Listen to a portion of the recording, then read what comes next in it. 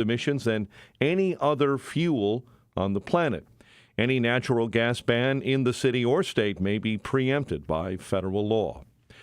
If you take great pride in your yard, beware. The emerging cicadas across the Chicago area will damage young trees and bushes by laying their eggs at the end of young, tender branches. Horticulturalists recommend using light, airy materials like tulle to cover young trees, specialty trees, and shrubs. So you're looking for netting that's no bigger than a 1/4 inch across, because any bigger than that, the cicadas can climb through and defeats the whole purpose of protecting them. That size also lets moisture in and out. But you better hurry. Morton Arboretum experts say they found the first signs of 17-year cicadas a week and a half ago. The cicadas are ahead of schedule, and the mass emergence is expected in about a week. Cubs gave up 3 runs in the bottom of the 6th in a 4-2 loss to the Mets at Citi Field. Cubs skipper Craig Counsell says they can't give away any extra opportunities to the Mets. You know, that we got burned by not capitalizing on some outs tonight. Another heartbreaker for the White Sox. Southsiders 0-6 against Minnesota. Following a 6-5 loss at the rate last night, third baseman Danny Mendick says the clubhouse has high energy in spite of the terrible start to the season. I mean, in the clubhouse and everything has been awesome. Guys are awesome. You know, the energy's high. That's really all you need to turn things around. So hopefully we can start to turn things around in the next couple of months and, I don't know, kind of prove what we're about. Into the mound against Minnesota this afternoon. NBA playoffs, Knicks, Bucks, Cavs, and Philly with wins. Stanley Cup playoffs, Hurricanes and Avalanche advance to the second round. Maple Leafs and Preds avoid elimination with wins. The news, a service of Crosscom Public Adjusters. If your home or business has an insurance claim, Crosscom will help you get what you need and have coming to you. They've helped thousands. CrosscomPublicAdjusters.com. A check of traffic and weather is on the way next on AM 560. Mike Gallagher doesn't think now is the time. I have to plead guilty to avoiding the drama around Speaker Johnson, and let me tell you why. Trying to replace him before the election would be a disaster. It would be political suicide for the Republican Party. Well, it got a lot of momentum. The last thing we need to do is have another fiasco of replacing Mike Johnson before the election. The Mike Gallagher Show, weekdays at 9, right before Dennis Prager at 11 on AM 560.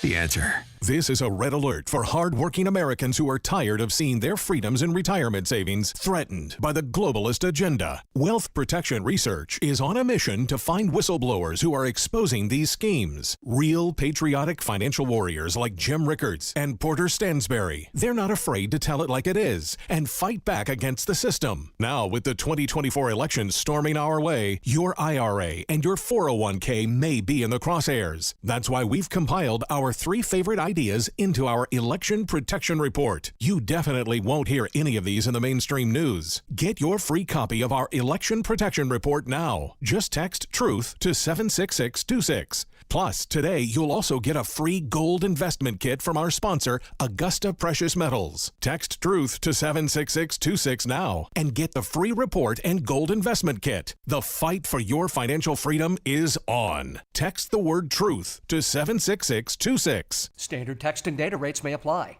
At Catholic Cemeteries of Chicago, we honor traditions, celebrate faith, and cherish memories. Take an active role in establishing your legacy for future generations by pre-planning your final arrangements today. Alleviate your loved ones of future financial burden. Lock in today's prices and take advantage of interest-free financing and no hidden fees. Visit CatholicCemeteriesChicago.org or call 708-236-5490 to schedule a free consultation today. Healthcare.gov is here for you when life happens. If you lost your health coverage because of turning 26, going off Medicaid, leaving your job, or moving, you could be eligible to enroll in new coverage now. And if you need to update your coverage because of marriage or having a baby, you could also be eligible. But don't wait. There's a limited time to enroll. Check your eligibility at healthcare.gov today. Life happens. Get covered. Paid for by the U.S. Department of Health and Human Services. 5:11, let's get an update on the roads. Team Hochberg Traffic Center time this morning, a service of Progressive Insurance. They'll help you bundle your home and car insurance together so you can save money on both. Learn more at progressive.com or 1-800-PROGRESSIVE. A couple of flooding problems this morning. One, as you travel on Wilson Road, north and southbound between Illinois 60 and Illinois Route 120. That's a problem because of flooding this morning. The road is closed. Same story, Palos Heights. 135th remains closed east and westbound between Harlem and Ridgeland. Again closed due to high standing water. Chicago's Morning Answer with Dan and Amy starts next. AM 560 Weather Center forecast in our ReviveYourLawn.com Weather Center. Here's Steve Williams. Breezy and warm today. Intervals of clouds and sunshine. Our high today 75. Clouds, a couple of showers around late tonight, low 54. Cloudy, warm, shower and thunderstorm mainly early tomorrow. The high tomorrow at 76. I'm Steve Williams on AM 560. The Answer. We're at 68 under cloudy skies at O'Hare, drizzle, and 67 in Joliet. Clouds, 68 at the lakefront. Your next news update, 5:30. Chicago's Morning Answer starts next on AM 560, The Answer. From breaking news and weather across the country to insight from the brightest minds in conservative opinion, it's Salem News Channel, home to the biggest shows on TV, like Hugh Hewitt weekdays at 6 a.m. Eastern, followed by Mike Gallagher at 9. Join SNC, where facts are sacred, critical thinking is celebrated, and the pursuit of truth is unwavering. Watch Salem News Channel free, now on Xumo Play. Learn more at snc.tv/Xumo. Quick delivery service. What do you need delivered today? Hi, I'm trying to work through a last-minute to-do list for my boss. Can you deliver a hard drive to the Loop in Chicago? We can deliver that today. Okay, can you deliver 20 boxes to a client in Rockford? We can deliver that today. Can you deliver 12 pallets of tile to our customer in Naperville? We can deliver that today. Can you deliver a large envelope to Northbrook? We can deliver that today. Oh my gosh, I think my water just broke. Can you... We cannot deliver that. Quick Delivery Service delivers your package no matter the size. More than just a messenger service, Quick Delivery Service is a messenger and trucking service that can also provide scheduled routes for your daily delivery or your air shipment. Trucks are equipped to handle the load and provide ground-level service for same-day delivery. The Quick Delivery Service team of safe, licensed professionals can provide quick door-to-door service for your special delivery. QuickDelivery.com. That's QuickDelivery.com. We deliver that today. But we don't deliver this. Can you read this email for me? Of course. Jeez, I wish they could do something for your eyesight. Me too. But you heard what they said. There's nothing we can do. When vision loss can't be corrected with glasses or surgery, and hope seems lost, turn to Spectrios Institute for Low Vision. Spectrios doctors specialize in the treatment of vision loss related to eye diseases, such as macular degeneration, glaucoma, and diabetic retinopathy. There is hope, supported by science with personalized rehabilitation plans, occupational therapies, and access technology at Spectrios. Talk to a patient service manager. They'll walk you through the program. Spectrios takes BCBS and Medicare insurance. They also have grants for qualifying patients and offer a Seeing is Believing children's outreach program. Go to spectrios.org, located in Wheaton in a building that says it all, the House of Hope. That's spectrios.org. Spectrios Institute, the head, heart, and eyes approach to better vision. Remember to keep Spectrios Institute, a 501c, in your estate or legacy planning. Baseball and softball season will be starting soon at fields everywhere. I'm not talking about those overpriced professional palaces with the prima donnas. I'm talking about the neighborhood where the kids, Little League fields, their family, their fathers, their coaches will all be out in the sun. There's a company in Bridgeview, PYT Sports, that's working with volunteer coaches, Little League managers, and dads. Good, hardworking guys that want to help their kids and friends have a good time this summer instead of getting into trouble on the streets. PYT Sports has all the stuff you'll need to furnish dugouts and more. 2-tiered benches, helmet racks, bat racks, and individual player storage. Plus, windscreens and wall pads. Even field tarps to protect from rain so you're ready for game time. Check out the popular Field General, Commander, and Trooper helmet and bat combos to make your dugout look like the pros. Go to pytsports.net, that's pytsports.net, and get ready for a great baseball season. Play ball!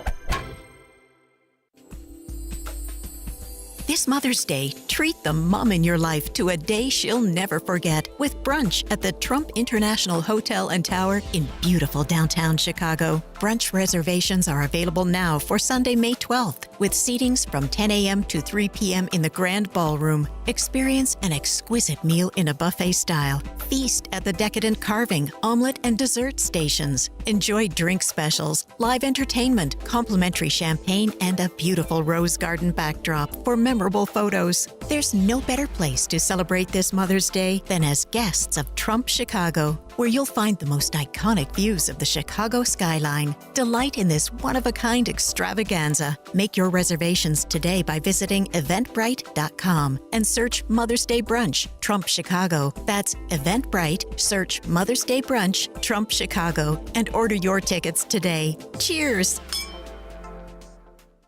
Hi, this is Maria and Diane with the Del Bacchio Marchetti Group of App Properties Christie's International. We wanted to tell you why we placed number 9 in Illinois as the top producing real estate team and number 1 in Arlington Heights. In the past 9 years, we assisted 1,975 buyers and sellers achieve the American dream of homeownership, selling $720 million in real estate. If you are considering making a move, we can help you get the most value for your home in today's market. Maria and I have over 50 years of combined experience. We take a conservative approach in protecting your asset and will give you the direction and professional advice needed to achieve a successful transaction. Our pledge to you is to have your best interest at heart. So get the special attention you deserve with our white glove service from our city division to the suburbs. Contact us for a free, no-obligation market analysis at thedmregroup.com. That's thedmregroup.com. Information verification, MRED LLC, 2013 to 2022. Real Trends Large Teams 2022. Hi, this is Carl Amari. I'm Lisa Wolf. Join us every Saturday night beginning at 8 p.m. for all things entertainment on Hollywood 360. If you love classic radio shows, The Shadow, Jack Benny, The Lone Ranger, Dragnet, Gunsmoke, and many more, we have them for you on Hollywood 360. We'll also present trivia contests with prizes, showbiz news, celebrity interviews, games, and movie reviews. So don't miss Hollywood 360 every Saturday night beginning at 8 p.m. on AM 560, The Answer. Now, from the Signature Bank Studios. Portions of the following show may be pre-recorded. This is Chicago's Morning Answer with Dan Proft and Amy Jacobson on AM 560. The Answer.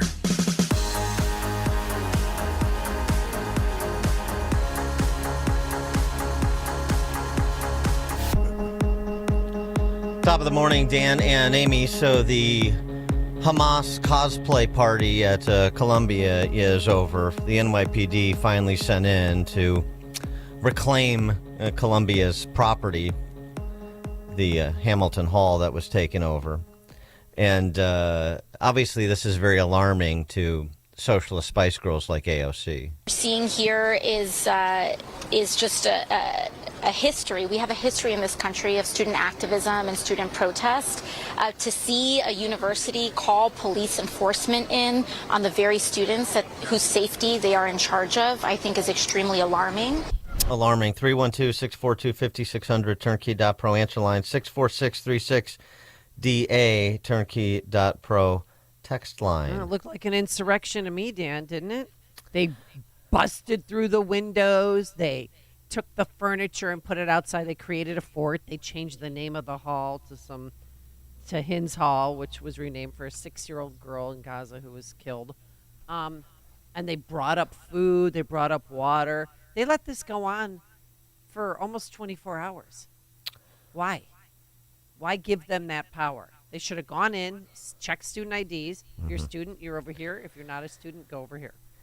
Separated and then just end it, but they didn't do it. Well, it was getting pretty dire for the model Hamas members because Columbia University, in its acts of terrorism against these students, against their students, rather than providing for their safety, as AOC so eloquently said, they were starving them out. Basically, what happened is Columbia University in New York, that campus became an extension of the war in Gaza, and you had you were on the cusp of mass graves. That's not me saying it. That's somebody much smarter than me. She got into Columbia. She's a PhD student. Her name is Joanna King Slutsky, and this is how she described the conditions and just the basics that these Hamas impersonators were asking for. Why should the university be obligated to provide food to people who've taken over a building?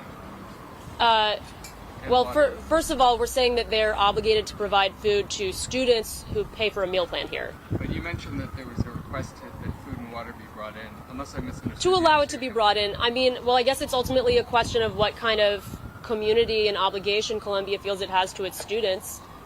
Do you want students to die of dehydration and starvation or get severely ill, even if they disagree with you? If the answer is no, then you should allow basic, I mean, it's crazy to say because we're on an Ivy League campus, but this is like basic humanitarian aid we're asking for. Like, could people please have a glass of water? But they did put themselves in that very deliberately, in that situation and in that position. So it seems like you're sort of saying, we want to be revolutionaries, we want to take over this building. Now would you please bring us food and water? Nobody's asking them to bring anything. We're asking them to not violently stop us from bringing in basic humanitarian aid. They're stopping the delivery of food? We are looking for a commitment from them that they will not stop it but violently. They haven't stopped it yet. I don't know to what extent it has been attempted, but we're looking for a commitment. A commitment for humanitarian aid. If you're out there and you're preparing to do college campus visits with your young one, as they decide what Marxist indoctrination center they're going to reside at for 4 years, please don't feed the revolutionaries while you're on campus. I mean, this is. They so should really ridiculous. post signs. Oh, They should really post signs. Okay. By the way, Joanna King Slutsky, of course it's hyphenated. Of course. You're interested in her dissertation after that intellectual tour de force you heard? Yeah, what did she write her dissertation on? I figured you might be. Well, it's a work in progress. She's a PhD student. Oh, okay. We don't have to call her doctor quite yet.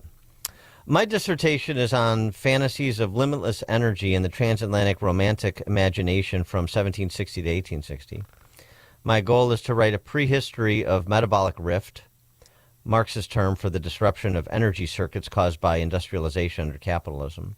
I'm particularly interested in theories of the imagination and poetry as interpreted through a Marxian lens in order to update and propose an alternative to historicist ideological critiques of the romantic imagination. Prior to joining Columbia, I worked as a political strategist for leftist and progressive causes and remained active in the higher education labor movement. She did, in fact. She worked for a firm that was retained by Bill de Blasio before she decided to further her studies.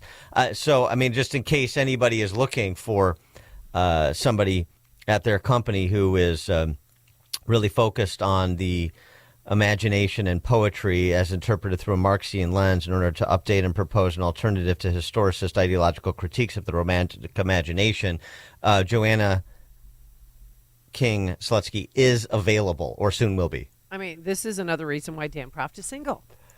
Oh. Yeah. I did like, there was, all sorts of takes on this, and we're happy to hear yours, but sometimes you just need an average guy's take. It sort of cuts through all of the politicized and high-minded bull jive and just sort of tells you what's going on, who these people really are. Here's one take. I think he's over the target. Do you think the majority of these college students honestly know exactly what they're protesting for? The majority of these college students are here on a government loan. They are studying something unbelievably stupid. They are basically being bilked for money. They have no idea. It's the next cool thing to do. The average person, I think, at these protests is the kid that isn't cool or good looking enough to be invited to a house party. So because they're not invited to a house party, they make their own, which is out here, which is why what happens when they summon these people with a flyer, 10,000 of them show up. These are 10,000 people with nowhere else to be. That is so brilliant. Oh, my God. I love it. 312-642-5600, turnkey.pro, answer line 64636. Type in DA, then a quick comment. Bob, Buffalo Grove. Good morning, Dan and Amy. Thanks for taking my call. It's always good talking to you. Maybe you can play the soundbite of Alan Dershowitz. He was on Hannity. Did you hear him? Yeah, I've heard his review of the situation. Yes. Yeah, he wants the Jewish people, the students, to gather together to sue the protesters, and he'll work pro bono. He's calling on other Jewish lawyers to get together and file lawsuits against these protesters because he doubts that the police or our government is going to do anything about it. I think he's right. Just thought that, He is I right. just thought that was an interesting comment. Thanks for the call, Bob. Yeah, held them civilly liable for the damage they inflicted on other students, intentional, there are torts available, intentional infliction of emotional distress and so forth. Maybe in some cases, worse than that. So, yeah, it's an idea. You got to hear this. This Jewish kid at UCLA has his student ID. Yeah, I saw that. Well, come on. You guys have closed the entrance. We are UCLA students. I have my ID right here. I'm being blocked off, not by the security guard, but by you two. You three. Oh, look, they're making their burger while I'm going this way. This is what they do. Everybody, look at this. Look at this. I'm a UCLA student. I deserve to go here. We pay tuition. This is our school. And they're not letting me walk in. My class is over there. I want to use that entrance. Why can't they go? Will you let me go in? This could be over. And then more people came. I mean, can you imagine if this was a black kid being denied entry by white students? The NBA season would be canceled. The towns would be on fire. Joe Biden would be calling in the National Guard or make the governors call in the National Guard. But it's okay to do to Jewish people. When did Americans, not all of us, but these crazy youngins, start hating Jewish people so much? I don't get the Jewish hate. Well, it's been explained any number of times, and by the way, it also includes Jewish students. Some Jewish students are on the side of the model Hamas too. There's some self-loathing there because they're ideologically lobotomized as well. So the oppressor oppressed, and who wants to be labeled an oppressor when you can be celebrated as a member of the oppressed?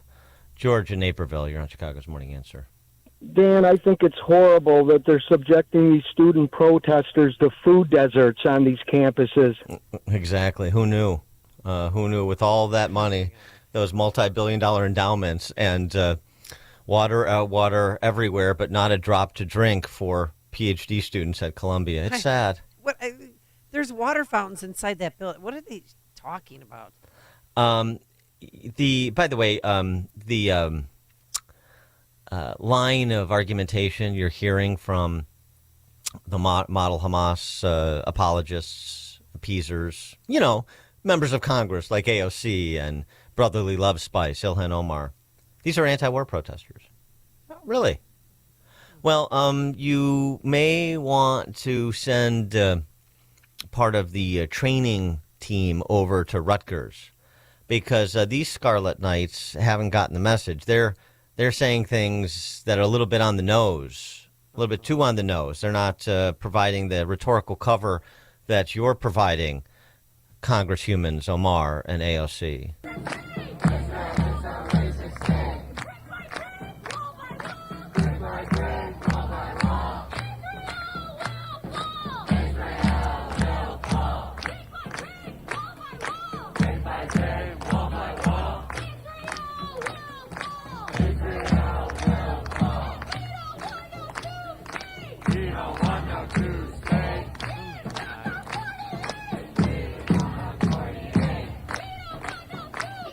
Yeah. They're anti-war protesters. Israel, brick by brick, wall by wall, Israel will fall. That doesn't sound like calling for a ceasefire to me, but, Jordan in Antioch, you're on Chicago's Morning Answer. Good morning. Oh, my goodness.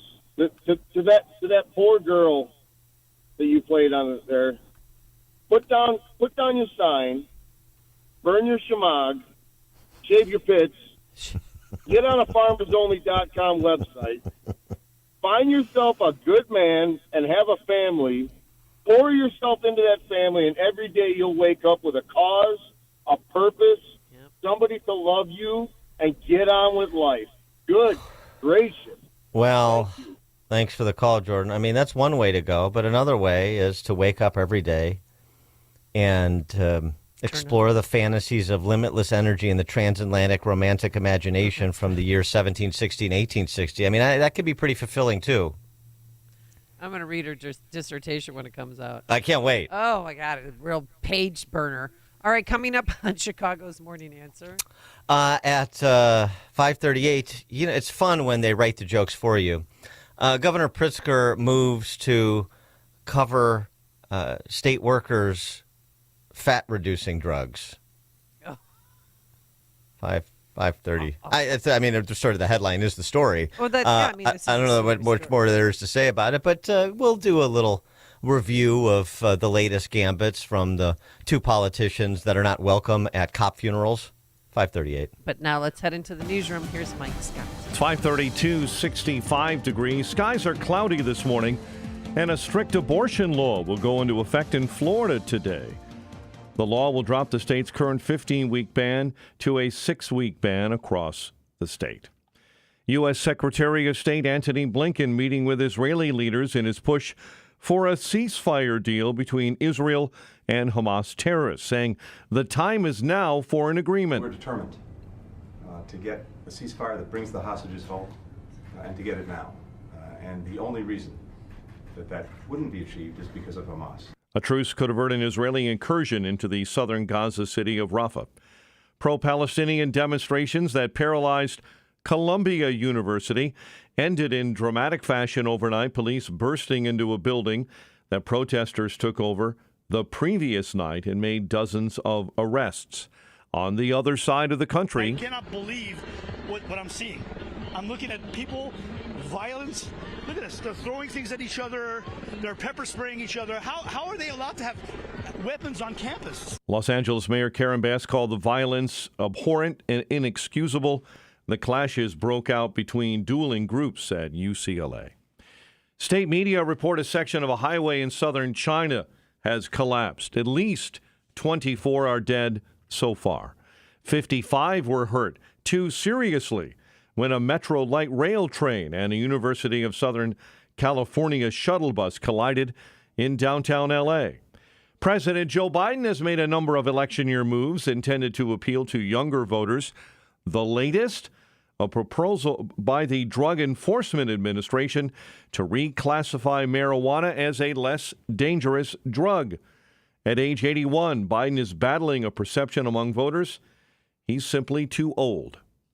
Bears will meet with Governor Pritzker today to discuss their plan to build a new stadium along Chicago's lakefront. The governor remains skeptical about the $7 billion proposal.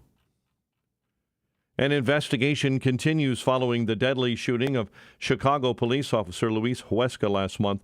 Xavier Tate remains on the loose. He is charged with first-degree murder in Huesca's death.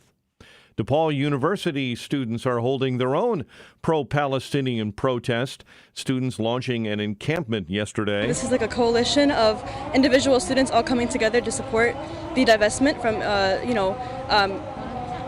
companies that support like the Palestinian suffering, the Israeli apartheid, or the illegal Israeli settlements. Chicago Police Department Superintendent Larry Snelling addressing protests on area campuses during a hearing last night. Snelling expressed little concern about the protest, saying right now there's no threat to public safety. We're out there to make sure that people who want to protest can do it and exercise their First Amendment as long as they're doing it peacefully.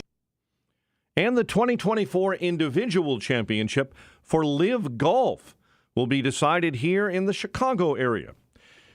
Golf's newest professional circuit announcing yesterday that Live Golf Chicago will be held from September 13 to 15 at the Bolingbrook Golf Club.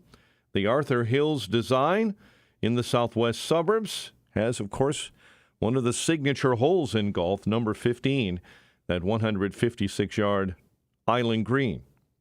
Cubs lost to the Mets 4-2.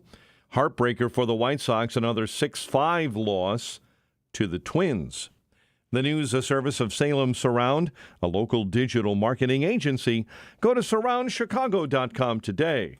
And a check of traffic and weather is on the way next on AM 560. Charlie Kirk sees too much agreement in D.C. They might shout at each other over abortion. They might shout at each other over guns. But that's all theatrics. When it comes down to what really matters, protecting big corporations, keeping our borders wide open, and relentlessly invading foreign countries and funding wars that have nothing to do with us, D.C. finds harmony. The Charlie Kirk Show. Afternoons at 1, right before Sebastian Gorka at 3 on AM 560. The Answer.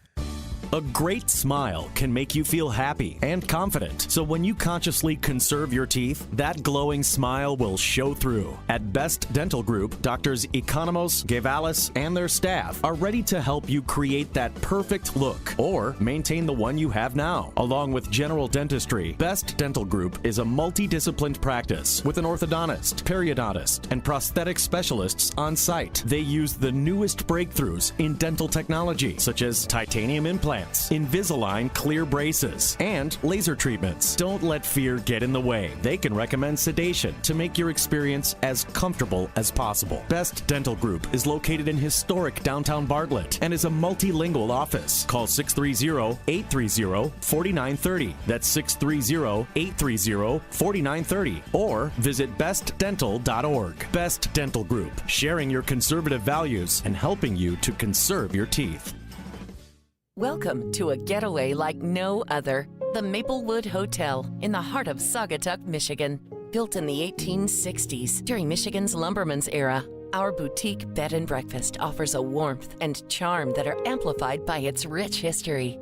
Our cozy rooms are designed for comfort, ensuring a restful night's sleep after a day of exploring all that Saugatuck has to offer. Discover the vibrant art scene, stroll through local shops, and indulge in delicious local cuisine, all just steps away from the Maplewood Hotel. Whether you're planning a romantic weekend or organizing a business retreat, we have the perfect rooms for you. We're conveniently located just over 2 hours from Chicago. Stay 3 or more nights and get a discount of 15% off rack room rates in 2024 when you use the code word Chicago Radio. Must book directly with hotel to receive the discount. Visit maplewoodhotel.com today before our summer bookings sell out. Again, that's maplewoodhotel.com. From breaking news and weather across the country to insight from the brightest minds in conservative opinion, it's Salem News Channel, home to the biggest shows on TV, like Hugh Hewitt weekdays at 6 a.m. Eastern, followed by Mike Gallagher at 9. Join SNC, where facts are sacred, critical thinking is celebrated, and the pursuit of truth is unwavering. Watch Salem News Channel free, now on Zumo Play. Learn more at snc.tv/Zumo. Don't pay retail for your diamond engagement ring or gift. Come to cleanorigin.com. 5:39. Let's get an update on the roads. Team Hochberg Traffic Center time. Outbound Ike. Accident being moved to the right shoulder this morning at Austin. Also on the Tri-State, solid traffic northbound between Plainfield Road to past Ogden Avenue, all due to an accident. A left lane blocked, 3 vehicles involved, and emergency equipment on the scene. Chicago's Morning Answer with Dan and Amy continues next. AM 560 Weather Center forecast. In our ReviveYourLawn.com Weather Center, breezy and warm, clouds and sunshine today, high 75. Currently, mostly cloudy and 65. Your next news update is at 6. Chicago's Morning Answer continues next on AM 560, The Answer.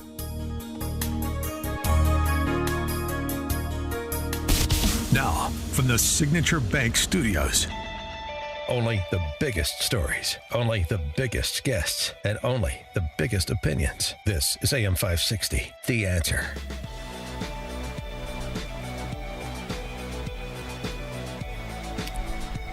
Top of the morning, Dan and Amy. So, dear leaders Jelly Belly and BLM Brandon, not at all shamed by being publicly repudiated by the family of Officer Luis Huesca, disinvited from attending Officer Huesca's funeral. Not at all shamed. They're moving on to bigger projects. For example, this report, Governor Jelly Belly's office estimates the drugs, weight loss drugs, Wegovy, Mounjaro, and Ozempic. You know, the I'm get thin familiar quick with those. drugs. Yes, yeah. yes. Lazy way. That he is pushing to cover for state employees at, your expense, obviously. Right. Will cost taxpayers $210 million in the first year. That's only for him. That's only his supply. Hey-o. Yeah, because other projections are much higher than that. $210 million to slim down the state workforce.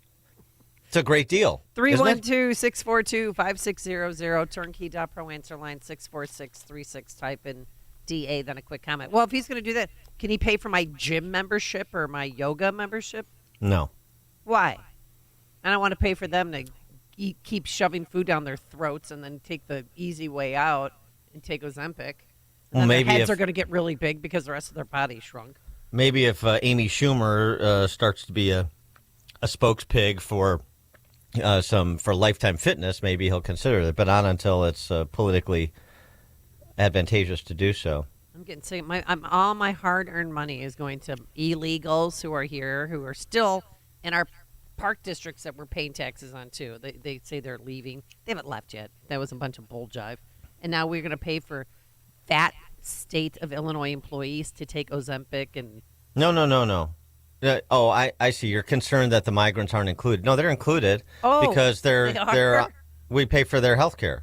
Oh, so I would think they would be included. I mean, there's no difference between being in this country illegally and being an illegal Illinois resident. There's no difference. So I would think that they would definitely come under the umbrella of Pritzker's largesse here, wouldn't you? Mm-hmm. One economist pegs this at more like $600 million. But again, it's sort of like talking about the Bear Stadium. I mean, does it really $200 million, $600 million? Does it really matter when you're talking about benefits like slim down state workers or a dome on the lakefront? Do these numbers really they don't really matter? Do they? No. Come on. This is more of sort of investing in people. That's what Jelly Belly and BLM Brandon do. They invest in people. Now it's not always direct investments, but indirectly. Again, the benefits of slim down state workers, reduce the cost of providing health care to state workers. It's a win-win. An ounce of prevention, an ounce of Ozempic on the front end, and you get 2 ounces of savings. And not to mention, a slimmed down state workforce is a more energetic workforce. Right. Well, why don't we start at the top with Governor Pritzker? I thought all along, if he is a state worker, he would be covered. I know. So we're going to pay for this billionaire's Ozempic? Well, he should start taking it. He should start going to the gym, especially if he has aspirations to become president, because no one's going to vote for an obese person. I don't care if they're Republican or Democrat. No one's doing it. I know you're really concerned about his health and political future. I think most people are less so. But this, and again, keep focus here. Investing in people, it's what they do, and I think it deserves a thank you. Brandon Johnson was explaining this to NBC Sports in terms of the $5 billion, $6 billion. The numbers don't matter. Of support for a new Bear Stadium on the lakefront, new Sox Stadium in the South Loop. As we said yesterday, I would build a spec stadium for the additional NFL team that we may get at some point. Yeah. Not at all. In fact, this project is aligned with my vision for the people of Chicago. I've said from the very beginning that the best way to build a better, stronger, safer Chicago is we have to invest in people. We have to invest in young people in particular. You know, having the opportunity to stand with billionaires, you could not have convinced me a decade ago that I would have the opportunity to do that. And he does now. And he's going to make sure that we stand with the billionaires to invest in billionaires and millionaires, young people like Caleb Johnson. He needs our help. Oh, and I'm Caleb Williams. What am I talking Caleb about? Williams. Brandon Johnson, Caleb Williams. Sorry. Please don't confuse the two.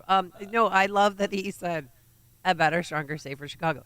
You know that's my jam, right? That is. That's why he says when it. I wake up in the morning, I think not if, but when am I going to hear the mayor say a better, stronger, safer Chicago?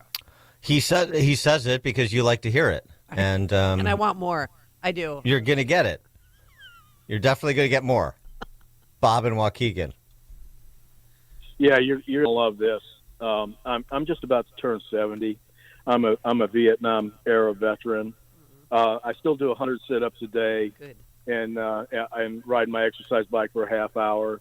And my doctor, my internist on the outside, recommended that I get Manjaro last week because I'm thick around the middle, even though I do 100 sit-ups a day. Mm-hmm. And so he thought it might help. So my doctor at the Veterans Administration told me I had to go to my internist on the outside to get the prescription because if she put it in for me last year, it would have taken her 2 years to get it. So she said, if you get your outside doctor to recommend it, she goes, it usually goes right through. So last week I submitted my prescription for Manjaro through the VA from my outside doctor, and they denied me.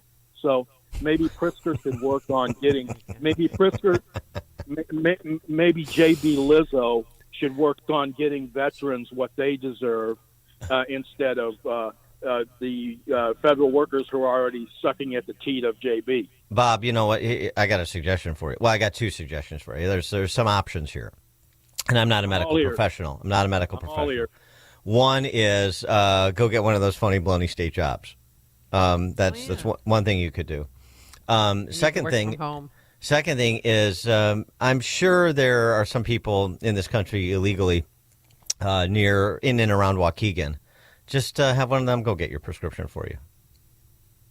Yeah, that sounds great. I mean, you're only a veteran. You have to understand where you are on the pecking order. Yeah. Right. Well, the second option is better because I'm turning 70 this month, so I don't think the VA is going to give me a job at 70 years old. But no, not the VA, the state. You need the a state job. You know, maybe go for free. Yeah, give me that state job. Maybe get well, exactly. Go get I don't know, go get one of those paper pushers jobs in the DEI office at some state agency or something like that. Great. Thanks for the info, man. Yeah, sure, absolutely. Thanks for the call. Some people forget where they are in the pecking order, like Bob, the veteran in Waukegan. And thank you for your service, Bob. It's migrants. Yeah. State workers. Got it. LGBTQ, Two-Spirit, IA, plus. Drag queens. Students at elite colleges like Northwestern, University of Chicago, the Ivy League, Stanford. Now has an encampment, yes. That's not an elite college. I don't know how to break it to you. Yeah, Iowa, not an elite college. They can have all the encampments they want. They don't have they're not going to get there. They do not have one. Yeah, they're not. Yeah. I lost my. Now we have to restart. I lost my. So it's migrants.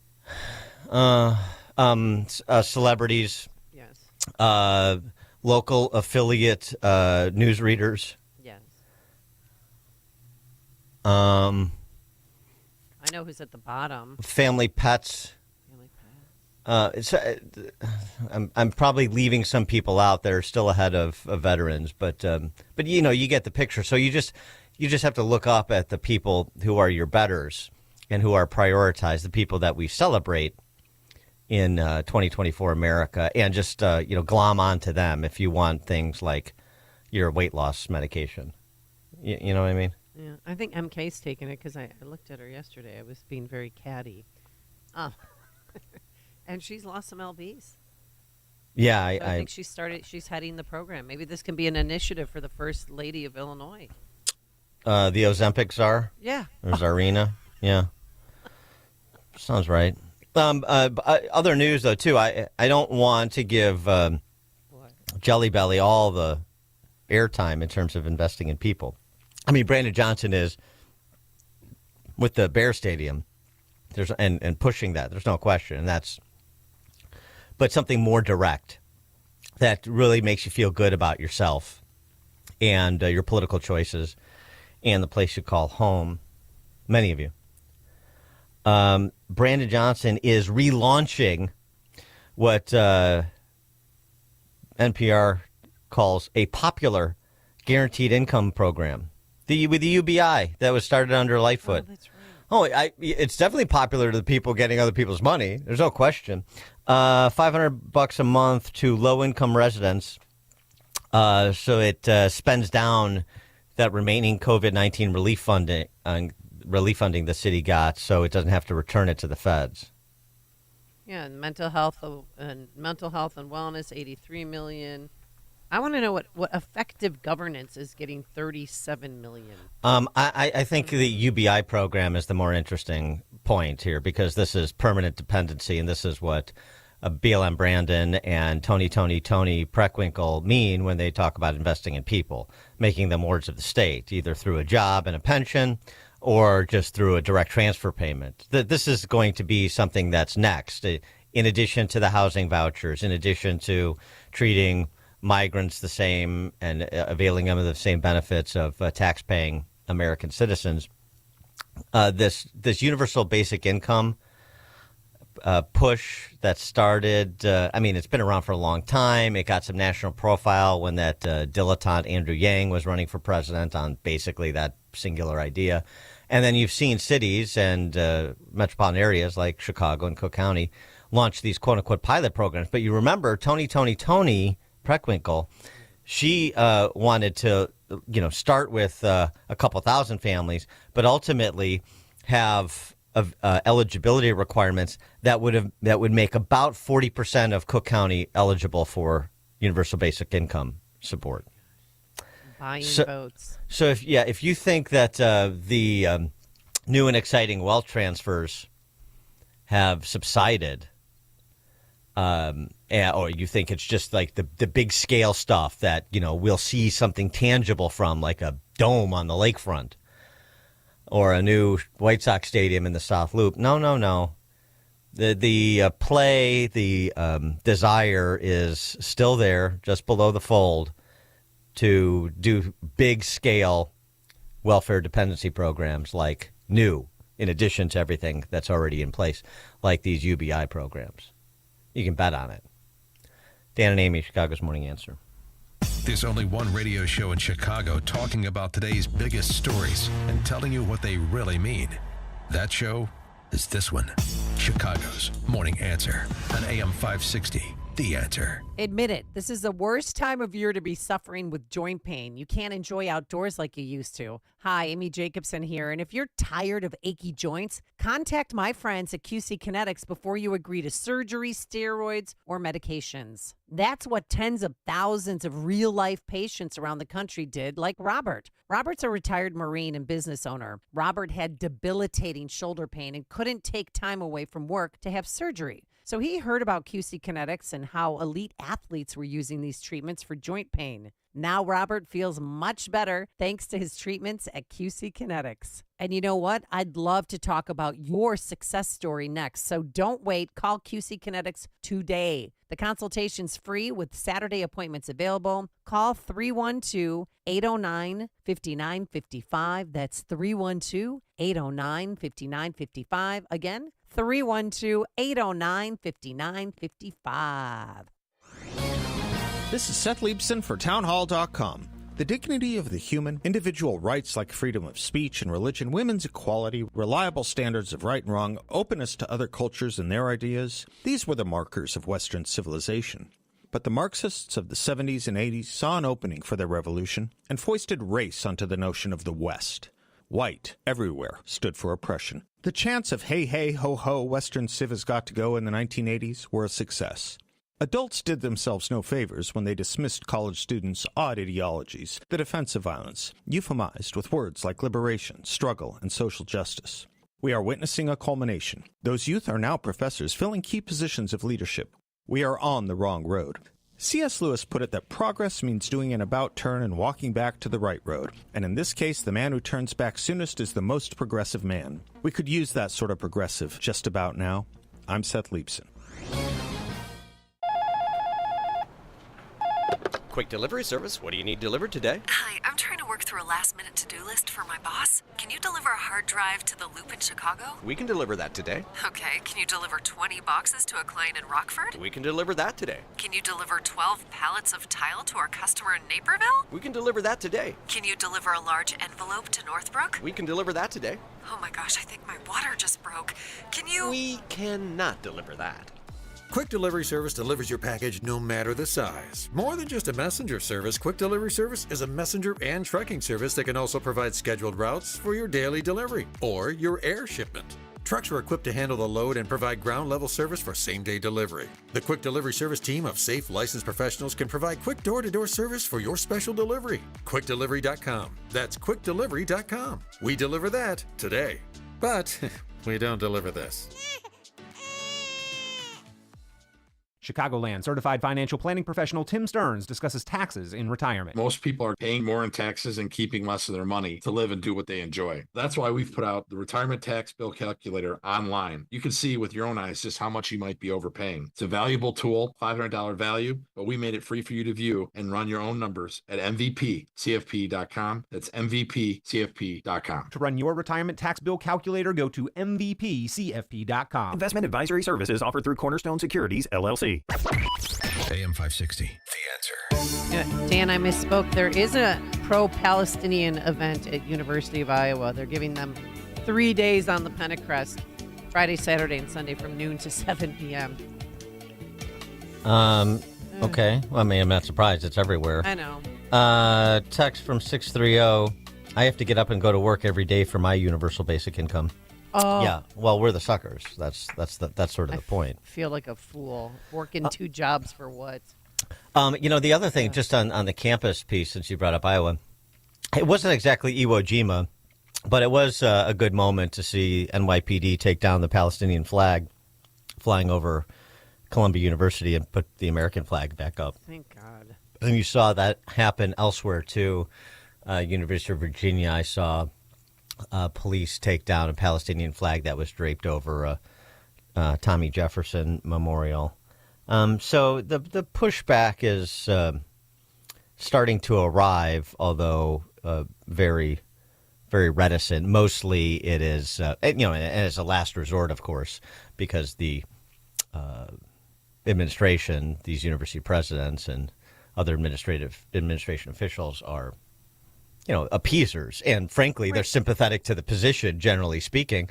Look at Northwestern. Northwestern cuts the deal with the model Hamas in Evanston there with a scholarship for Palestinians. I mean, it's right. so, That's the way it's they so could predictable. take down the encampments. It's so predictable. It's, look, they as I tweeted about this, they long established who they are. They were just haggling over price. To borrow from Churchill. And at Columbia, the professors wore like those safety vests, and they all had their COVID masks on, and it's just ridiculous. Well, yeah, it's actually the professors and the administrators deserve a lot more focus here because what you've seen over the last couple of weeks is the proximate cause is the adults on campus. Today's going to be and the lack of adults they admit. Breezy, warm, a high of 75 degrees, 6 a.m. WIND Chicago. It's been a long night at UCLA. I'm Dave Anthony, Fox News. Police are on campus now, but they weren't for hours overnight as pro and anti-Israel protesters clashed. They're throwing things at each other. They're pepper spraying each other. How are they allowed to have weapons on campus? Fox's Jonathan Hunt's in Los Angeles. The one thing I did not see in that 2.5 to 3 hours of this ongoing brawling that you saw was a single law enforcement officer, not from CHP, not from LAPD, not from campus police. There was some private security standing there, completely unequipped to deal with this. In New York City, Columbia called the cops to clear out an encampment and take back a university building. Protesters had taken over, and late last night, droves of officers in riot gear moved past makeshift barricades created by those students. Dozens of protesters again were led out to correctional buses, their hands zip-tied behind their backs. Crowds stood by cheering on those protesters and booing the police officers. The NYPD told us no one was injured during the arrest. Fox's CB Cotton at Columbia. There were also arrests in an encampment cleared at City College in Manhattan as protests rage on campuses nationwide.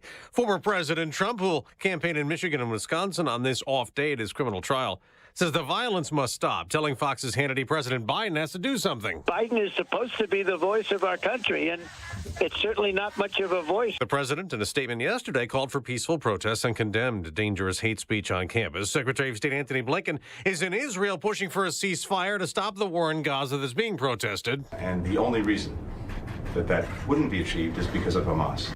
Now, this morning, Vice President Harris will go to Florida, touting abortion rights for women. The day a new law takes effect in Florida, banning most abortions at 6 weeks of pregnancy. America's listening to Fox News.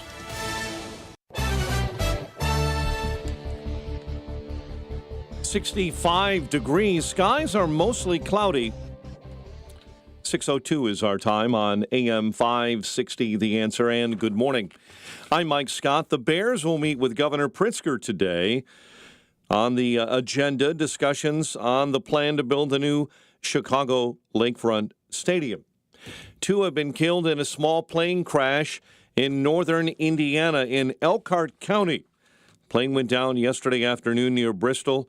NTSB and FAA investigators are on the scene near County Road 21, between County Road 6 and County Road 104. The plane had taken off from Coldwater, Michigan, in the afternoon. Last Friday, Julie Aguezabo was murdered by her husband, Winston, in Villa Park. Winston was out on pretrial release and wearing an electronic monitoring device. That notified police when he was close to his wife. But when officers got there minutes later, the couple was found dead. This morning, State Representative Dan Calkin says the problem is with the Pretrial Fairness Act. And the aftermath is terrible. This horrific crime could have been prevented. This person should have been, restrained, and his wife should have been protected. Governor J.B. Pritzker deflected the murder-suicide issue, and he says he will not call for any legislative changes to his Safety Act. But just in the way the cases are handled, we need to make sure domestic violence is something that gets taken very seriously when anybody is considered whether they should remain incarcerated or not. In other news, we're following DePaul University students are holding their own pro-Hamas, pro-Palestinian protest on campus. This is like a coalition of individual students all coming together to support the divestment from companies that support like the Palestinian suffering, the Israeli apartheid, or the illegal Israeli settlements.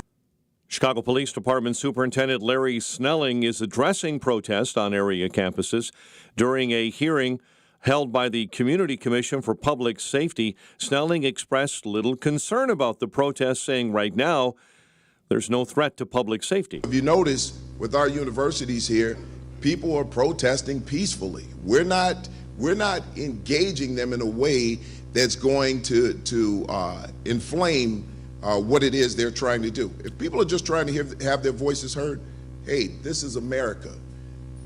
It's their choice, and it's our responsibility to protect them while they do it.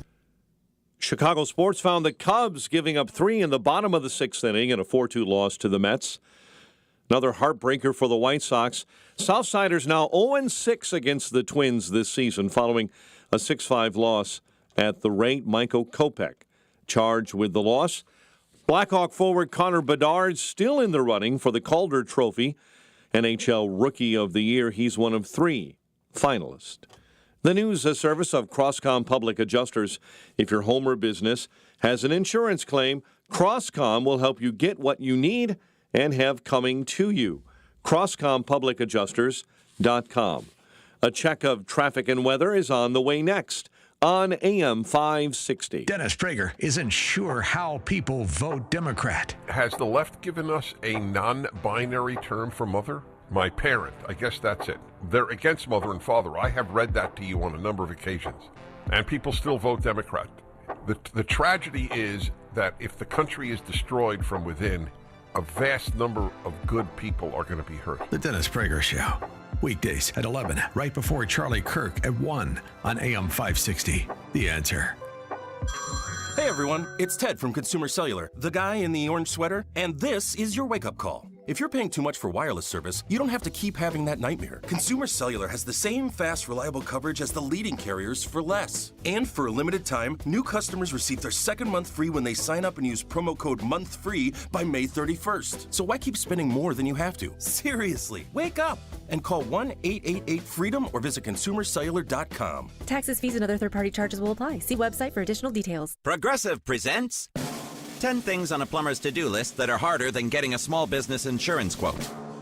Waking up for 5 a.m. plumbing disasters, finding out why water is pouring from the ceiling, replacing a pipe in a home from the 1800s, then dealing with invoices or your awkward apprentice or that really weird smell, and then there's breathing and eating and, of course, clogs.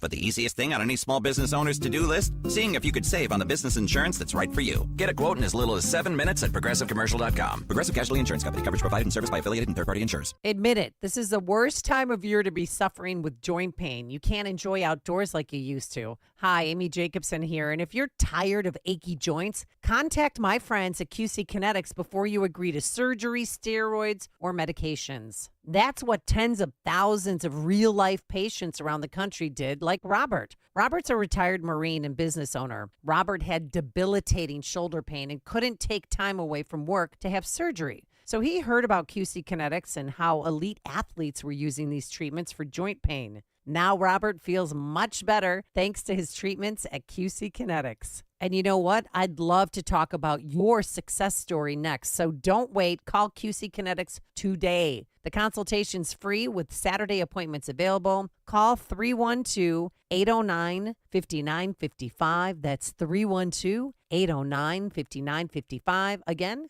312-809-5955.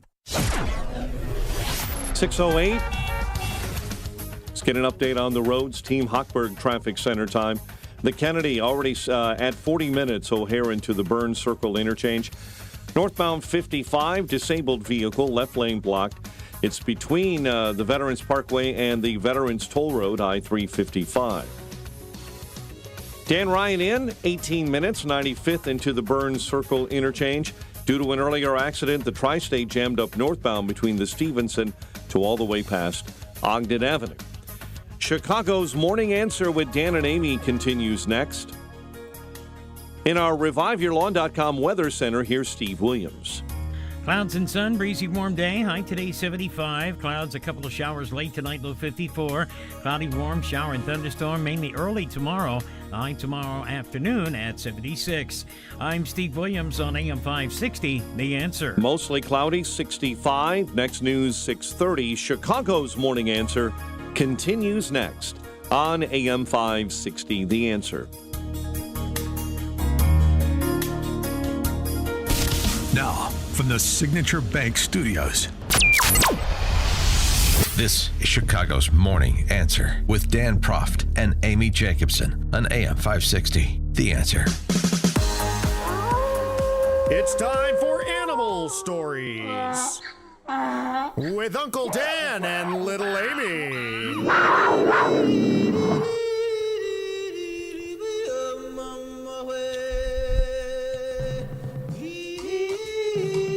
I'm bringing this conversation we had off the air, Lil Amy, to the air. Yeah.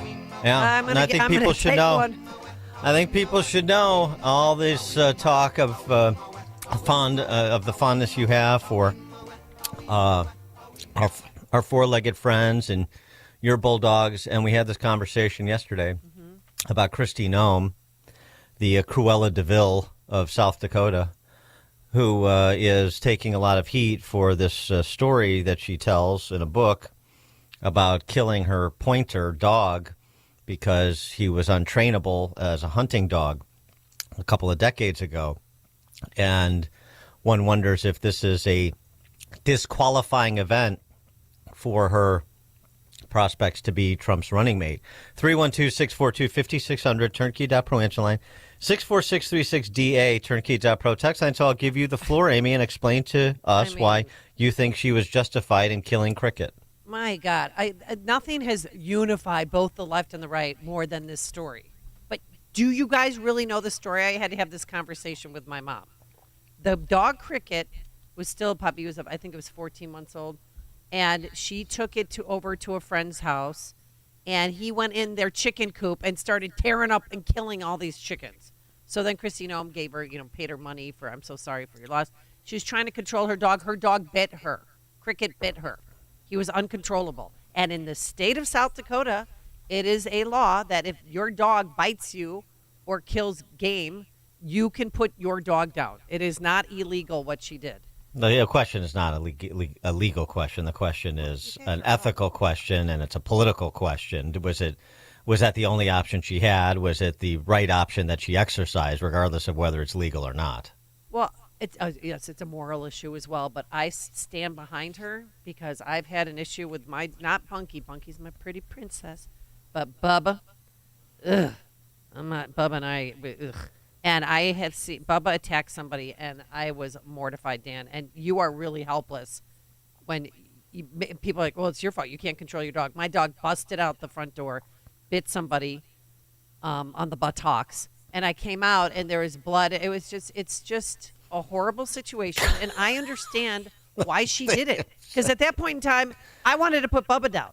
I was infuriated. Really? Yes. Is this the first time Bubba is hearing that the sword of Damocles dangles over his head, that you're ready to put him down at a moment's notice? Does he know this? No, he doesn't, because he's a dog. He does now. But I took him to the vet, and I said to the vet, I go, you can put him down.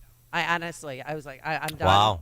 You can take him to his happy place. One little bite on the tuchus of a neighbor, and you're ready to send your dog to the grave. What kind of heartless bastard are you? Well, it wasn't the first time. Well, I don't really want to get into legalities here, and but legalities? I believe the statute of limitations has run on some incident with a neighbor from a decade ago, or whatever it was you're talking about. It wasn't a decade ago.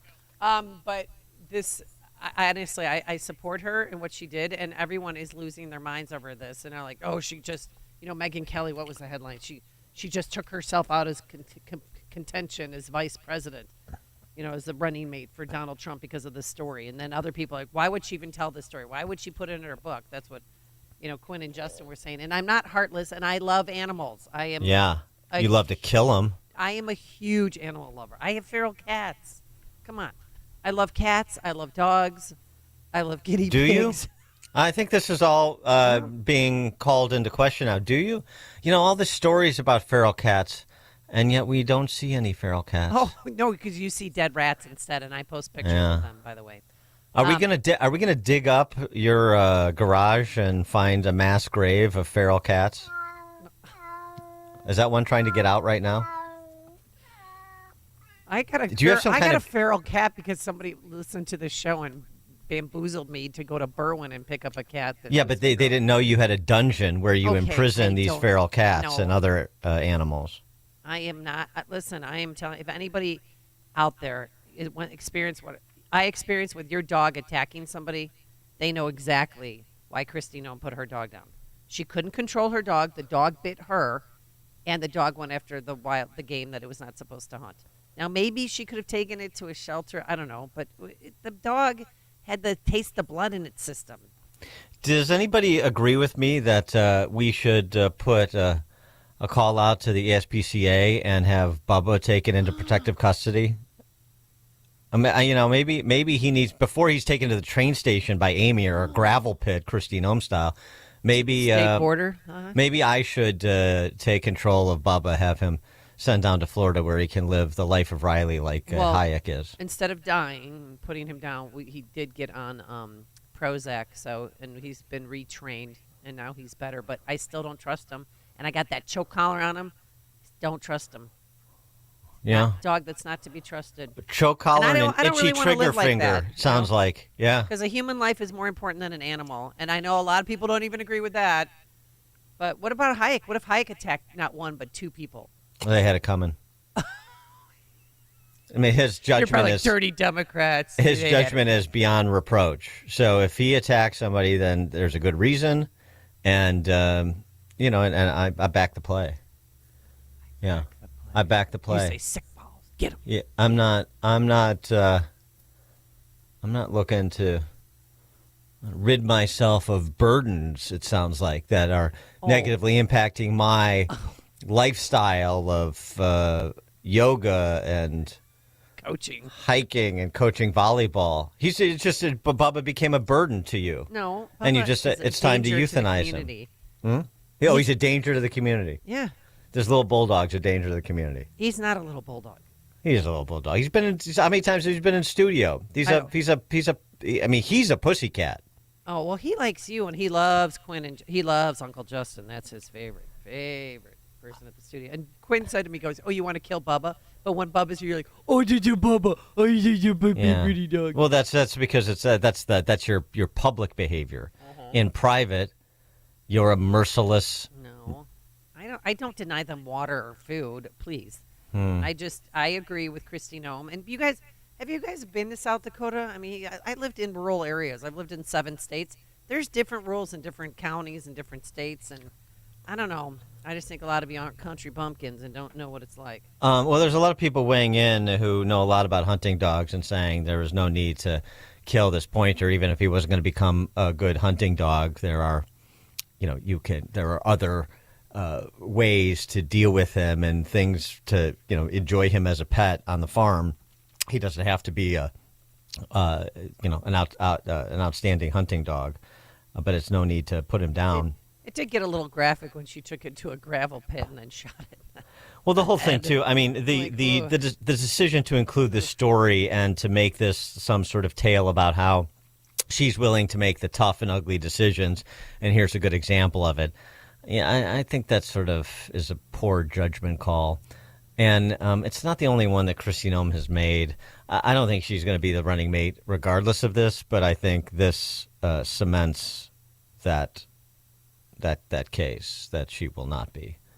312-642-5600, turnkey.pro answer line. You could text us to at 64636. Type in DA, then a quick comment. Frank in Tinley Park, you're on Chicago's Morning Answer. Good morning. Puppy is 10 months. Adult dog is 10 months to 2 years. That dog was 14 months from what I heard. And if she, a lot of people bring a crazy dog to an adoption center, and you don't want some family with a little kid to unknowingly adopt a biting dog. You're on a farm. I didn't say to put him up for adoption. Thanks for the call. Just let it loose, and because she's children, Dan, and grandchildren. It sounds like he was defensive of her. Bites people that are around the family or whatever. And not to mention you've had this. I mean, look, these people. I'm not an expert dog trainer by any stretch, but there are some people that are. The head of the German Wire-Haired Pointer Club of America. Here we go. I'm a member in good standing. Joan Payton, I'm not sure which thing she did was stupider, the fact she murdered the dog or the fact that she was stupid enough to publish in a book. The club itself described the breed as high energy, said Nome was too impatient and her use of a shock collar for training was botched. Maybe it was the fault of the trainer and not the dog, and maybe there was something that could be done to calm the dog down, short of taking him to the gravel pit for his final resting place. Got a ton of text messages. Biden's German Shepherd, remember, he bit 24 times. That's true. Why didn't they put that dog down? Dan and Amy, they kill a 9-month. They can kill a baby at 9 months, but defend a biting dog. I was bit on the face by a friend's dog when I was little. She did the right thing. Carl, Northlake. 2 points and a question for you, Dan. One, the first point, I had to put a dog down. It was running the neighbor's dairy cattle. I had to put him down, and it hurt. It was a 4 or 5 year old dog. Point 2, Mother's Day is coming. Yeah. You own a pet. You're not a dog mom. And Dan, yeah, Amy invited you over for Chinese food because we all know. Okay. Yeah. Thanks for the call, That's Carl. a little too much. Yeah. Bubba with a nice Chianti. He's fat. He'd be the first thing to eat in my family if things get really bad. Maybe I should stop talking. Yeah, you've got a lot of plans I got to work on my Bubba. relationship with him, but you can't unsee certain things. And Tom in Cherville. At least she didn't eat the dog like a young Barry Soetoro did with Lolo Soetoro in Indonesia several decades ago. Oh yeah, do we have that clip from from the biography from his autobiography written by Bill Ayers? Remember he talked about it being tough and or something like that. Oh, the meat. But he read, there's a book on tape version of it where he reads it and it's fun to hear. We'll have to look that up. That's true. Ralph Rantoul.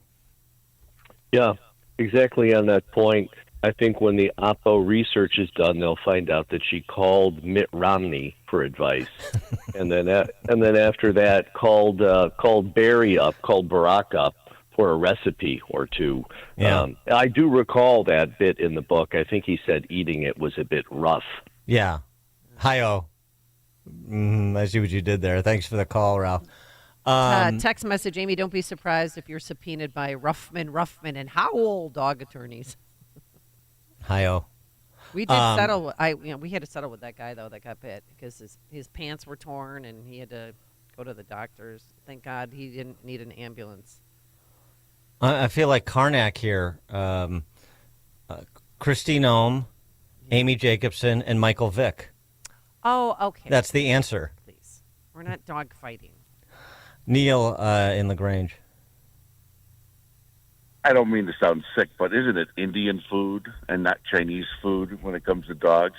You know, I'm not exactly sure on this score. Thanks for the call, Neil. Like where, in what cultures dog is an acceptable or popular meat. I don't know. Text message, Amy, you're right. It's different out here in the rural areas. We kill animals when needed. Text from 630. She published I understand that. Right. But text from 630. She published the story because she wanted her spin out there since it's a story that's well known, and she's in the process of being vetted, so it was going to come up. That's true that you have South Dakota legislators saying, yeah, the story was she killed him in a fit of rage or something like this. She told it to many because she thinks it made her fit in with the guys. Yeah, I could see that. It's a little bit, you're trying too hard. Yeah. Lots of yeah. Boy, I don't know. It's a bad look, and trying to spin it as like I make the tough decision. Again, that just is falls flat for me. I don't know. But anyway, she can still be a governor of South Dakota, but she's not going to be vice president. Dan and Amy, Chicago's Morning Answer. This is the morning show more Chicago radio listeners are choosing. This is Chicago's Morning Answer on AM 560. The Answer. Signature Bank is Chicago's fastest growing independently owned business bank. It's a bank where relationships still matter. Signature Bank knows your name and your story. I'm Dan Proft, and I know this because Signature Bank is my business bank. I'm Larry Nora, founder and CEO of You Store It, a network of award-winning self-storage facilities in the Chicago area, and a customer of Signature Bank. We've developed over 70 storage centers throughout the city and suburbs, and our business continues to grow. We need a bank who understands the neighborhoods and communities where we are making investments. We found that in Signature Bank. They know this city and its neighborhoods because they are based right here in Chicago. Finding a local banking institution like Signature Bank has been critical to the success of You Store It, and we look forward to a long-term relationship. Signature Bank is looking for their next success story. To learn more about turning your business vision into reality, visit signaturebank.bank. Signature Bank, helping local businesses succeed. Member FDIC, Equal Housing Lender. Lots of text messages. Of course, Amy loves animals. It's the fat and short people that she won't tolerate. Oh, yeah, that's right. Yeah, I mean, the Amy's killing fields expand by the day. She's got more people on her hit list than that clown, Kamani James from Columbia. Okay, all right. Okay. Good grief. Any fruits and vegetables last night, anybody? Well, if not, that's why you need balance of nature. Feel good that you're doing something for yourself. 31 whole fruits and vegetables, real food, real science, real nutrition. People who take it have increased energy, ability to keep doing the things that they love even as they age. So get the nutrition your body needs, and eventually your body's going to crave it. The number to call is 800-246-8751. That's 800-246-8751. Use discount code Chicago or simply go online to balanceofnature.com. Discount code Chicago. Wesley Financial Group is not a law firm. Everyone knows the old saying, nothing lasts forever. Well, whoever said that obviously never bought a timeshare. Not only do your maintenance fees and assessment fees go on forever, they go up forever. I'm Chuck McDowell, founder of Wesley Financial Group. Over 10 years ago, I was a timeshare salesman. But once I saw the dark side of the business, I quit. I started helping folks get out of their timeshares. Since then, we've helped over 30,000 families by getting them out of bad timeshares. If your timeshare agreement goes on forever, if you were told timeshares are a great investment, or your maintenance fees will never go up, you have questions, we have the answers. Give us a call. I guarantee if we take you as a client, we'll get you out of your timeshare or you'll pay nothing. Call Wesley now for your free information kit. 800-839-8484. That's 800-839-8484. 800-839-8484. Oh, the signs of spring are upon us. Birds are singing, crocuses are popping up, and your concrete is sinking. Permaseal can help with that. I'm Roy Spencer with Permaseal. As you start your spring cleaning, you'll likely see some cracked or sunken concrete. A sidewalk, stoop, driveway, or your patio. These problems will only get worse with time, but there is an easy solution. Our polylevel system can raise and level concrete quickly and effectively, putting an end to eyesores and dangerous trip hazards. Call today for a free estimate, 800-421-SEAL. Polylevel is the quickest, least expensive, and most durable system to repair your sunken concrete problems. Don't live with a problem that will only get worse. Permaseal has been making Chicagoland and Northwest Indiana homes healthier and more valuable for over 45 years. Call today to receive 10% off or up to 18 months no-interest financing. Don't replace it, raise it. Call 800-421-7325 or visit permaseal.net. AM 560, The Answer.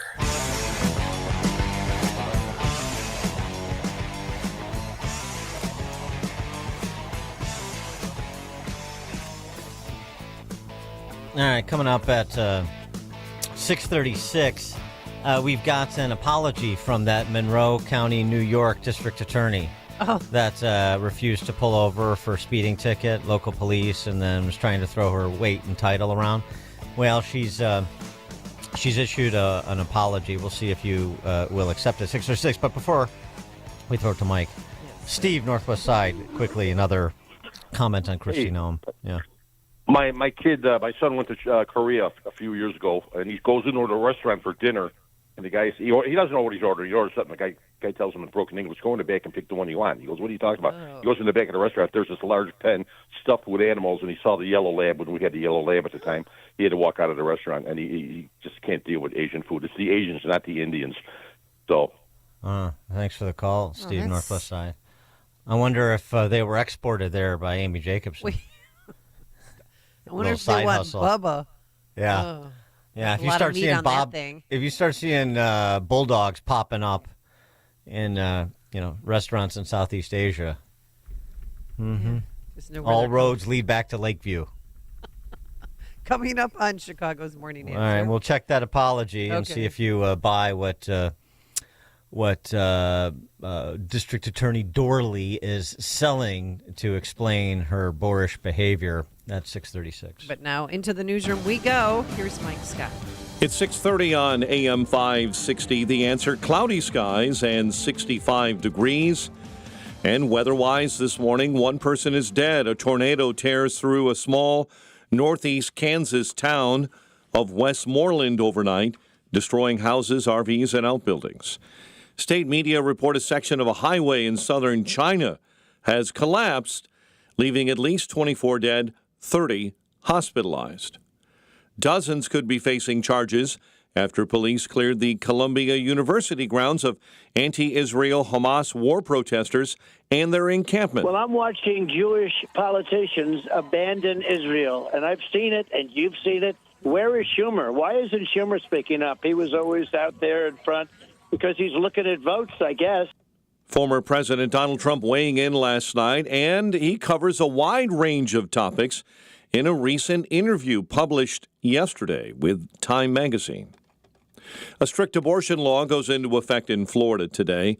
The law will drop the state's current 15-week ban to a 6-week ban across the state.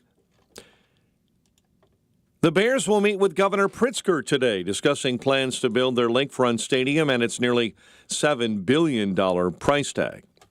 2 were killed yesterday in a small plane crash in Elkhart County, Indiana.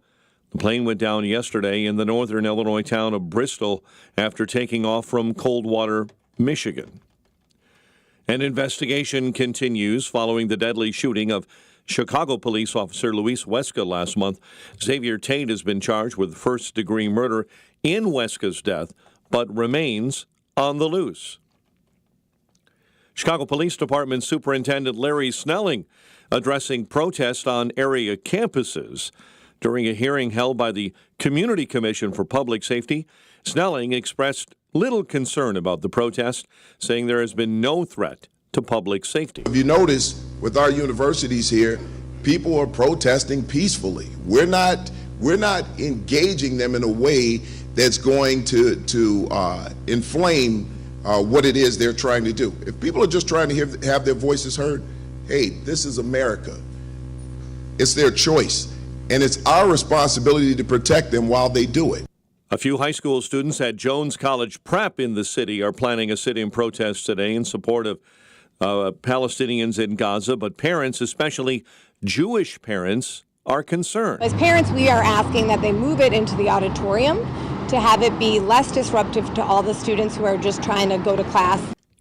Rachel Gigliotti, the sit-in is causing Jones to postpone today's very popular College Decision Day celebration. Gurnee police are investigating a death in the far north suburbs. Police received a report about an unresponsive male lying in the street near Dorchester and Estes on Monday. Responding officers discovered a male, Luis Guzman, who appeared to have been dragged by a vehicle. The News is a service of Indeed.com. Need to hire? You need Indeed. Let's schedule and conduct virtual interviews right from their website. Visit Indeed.com/credit. A check of traffic and weather is on the way next on AM 560. Make sure that you never miss a day of Dan Proft and Amy Jacobson when you subscribe to the Chicago's Morning Answer podcast, presented by Signature Bank. Listen to the entire show each day on demand with limited commercial breaks. You can subscribe today for free at 560theanswer.com and click on podcasts or search for Chicago's Morning Answer on Apple Podcasts, Spotify, Google Podcasts, or wherever you listen to podcasts. Gold and silver are at world record highs. The time to sell is now. PGS Gold & Coin is Chicagoland's #1 valuables dealer, specializing in rare coins and precious metals. PGS Gold & Coin Springtime Clean Out Buying Event. Grandma's jewelry box could be worth thousands. Mom's sterling silver flatware and tea sets could be worth thousands. Dad's coin collection could be worth thousands. Do not miss this opportunity. Gold and silver are at all-time highs. PGS Gold & Coin, Chicagoland's valuables expert with 45 years experience. PGS Gold & Coin is an A+ Better Business Bureau accredited business with thousands of 5-star reviews. 4 locations in Palatine, Schaumburg, Wheaton, and Villa Park. Now is the time to get the most money for your precious metals. Call PGS Gold & Coin today. 888-416-2701. That's 888-416-2701. Or visit them online at pgsgoldandcoin.com. Mention you heard this ad on AM 560 and get a free evaluation. pgsgoldandcoin.com. PGS. When it comes to your valuables, they're the best. Balance of Nature supplements, changing the world one life at a time. You have to feel good. When you feel good, you look good. And when you look good, things happen. My name's Gary. I exercise almost every day. I'm more active than the average 71-year-old man. I started taking Balance of Nature, and I can feel the benefits from it. It's been a little bit of a revolutionary product for me. I stand behind the product. I stand behind what I say. Balance of Nature, it's a great product for me. Start your journey with Balance of Nature supplements. Call 1-800-246-8751 or go to balanceofnature.com and sign up as a new preferred customer. And for a limited time, get 35% off your first order, plus $10 off any additional sets with free shipping and our money-back guarantee.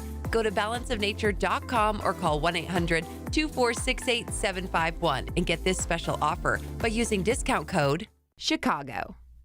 Download the free Upside app to earn real cash back every time you buy gas. Use promo code EARN for an extra 25 cents per gallon on your first fill-up. That's promo code EARN. 6:36. Let's get an update on the roads. Team Hochberg Traffic Center time. I wanted to go back to last week. And right now we have Edens inbound at 32 Lake Cook Road to the junction. The Kennedy 1 hour. O'Hare into the Burns Circle interchange. Aiken an hour 15, 390 to the old post office. You're packed solid through the avenues. An earlier stall still gumming up the works on I-55 northbound between Route 126 and the Veterans Toll Road I-355. Stop and go traffic I-57 this morning inbound between the Calsag Channel and Halstead. Chicago's Morning Answer with Dan and Amy continues next. AM 560 Weather Center forecast. In our ReviveYourLawn.com Weather Center, breezy and warm, intervals of clouds and sunshine, and a high of 75. Cloudy and 65 right now. Next news at 7. Chicago's Morning Answer continues next on AM 560, The Answer. Now, from the Signature Bank Studios. America First with Sebastian Gorka. Weekday afternoons at 3 on AM 560. The Answer.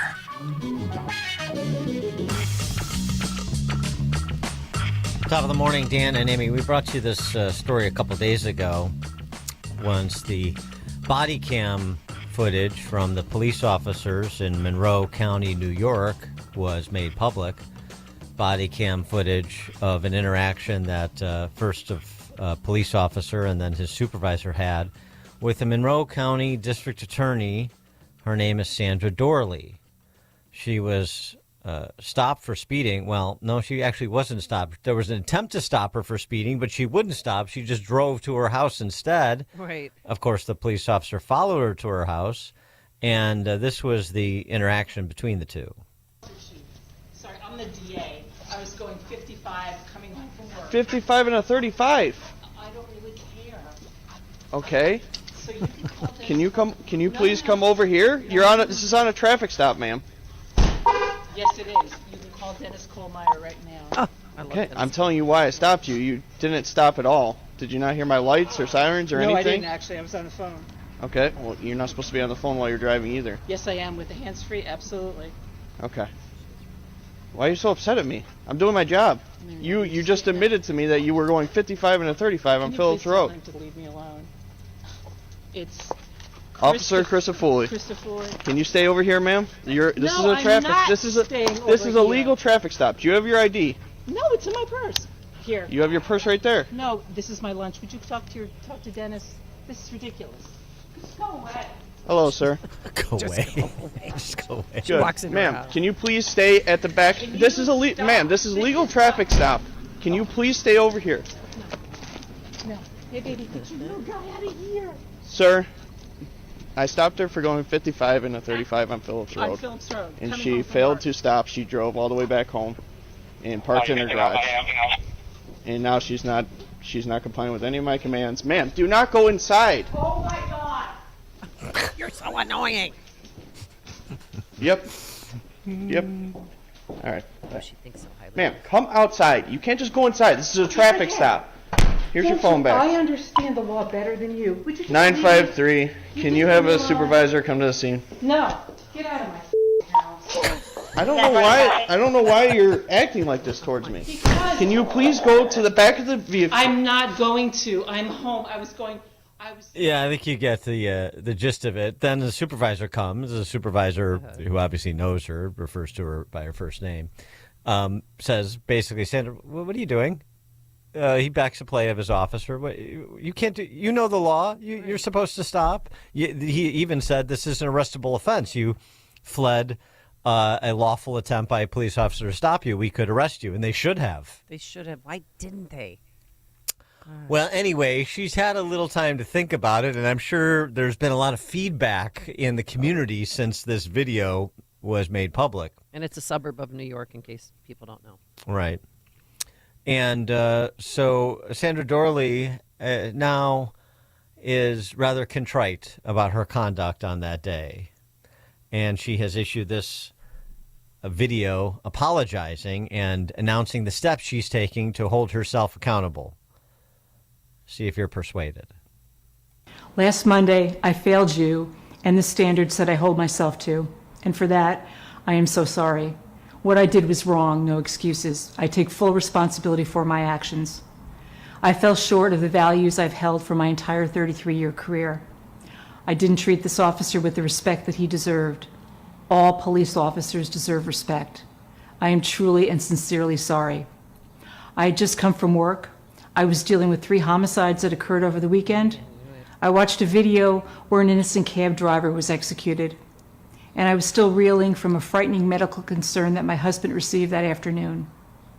But we all had bad days and stress, and it was wrong for me to take it out on an officer who was simply doing his job.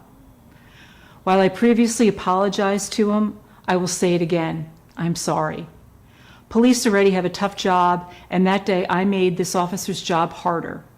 To the community, I owe you full transparency. Here's what I'm doing to hold myself accountable. First, I already pled guilty to the speeding ticket, and I will willingly pay the fine. Next, I'm referring the entire matter to a district attorney from another county for review and will fully cooperate with that investigation. I'm going to self-report this incident to the grievance committee, and I will cooperate with their investigation. Finally, if one of my assistant district attorneys had acted this way, I would have disciplined them. So I'm disciplining myself. I will take ethics training to remind myself that professionalism matters. I've been humbled by my own stupidity, and I am fully to blame. I will make this right. I ask for your forgiveness. And she also said, I have accepted Christine Ohm's invitation to go to a gravel pit. I don't know what will happen there, but 312-642-5600, turnkey.pro, answer line 64636. Type in DA, then a quick comment. Do you accept her apology? That was a loaded one, man. I watched a man get executed. Yeah, reporters see a lot of stuff too on a daily basis. You're not the only one.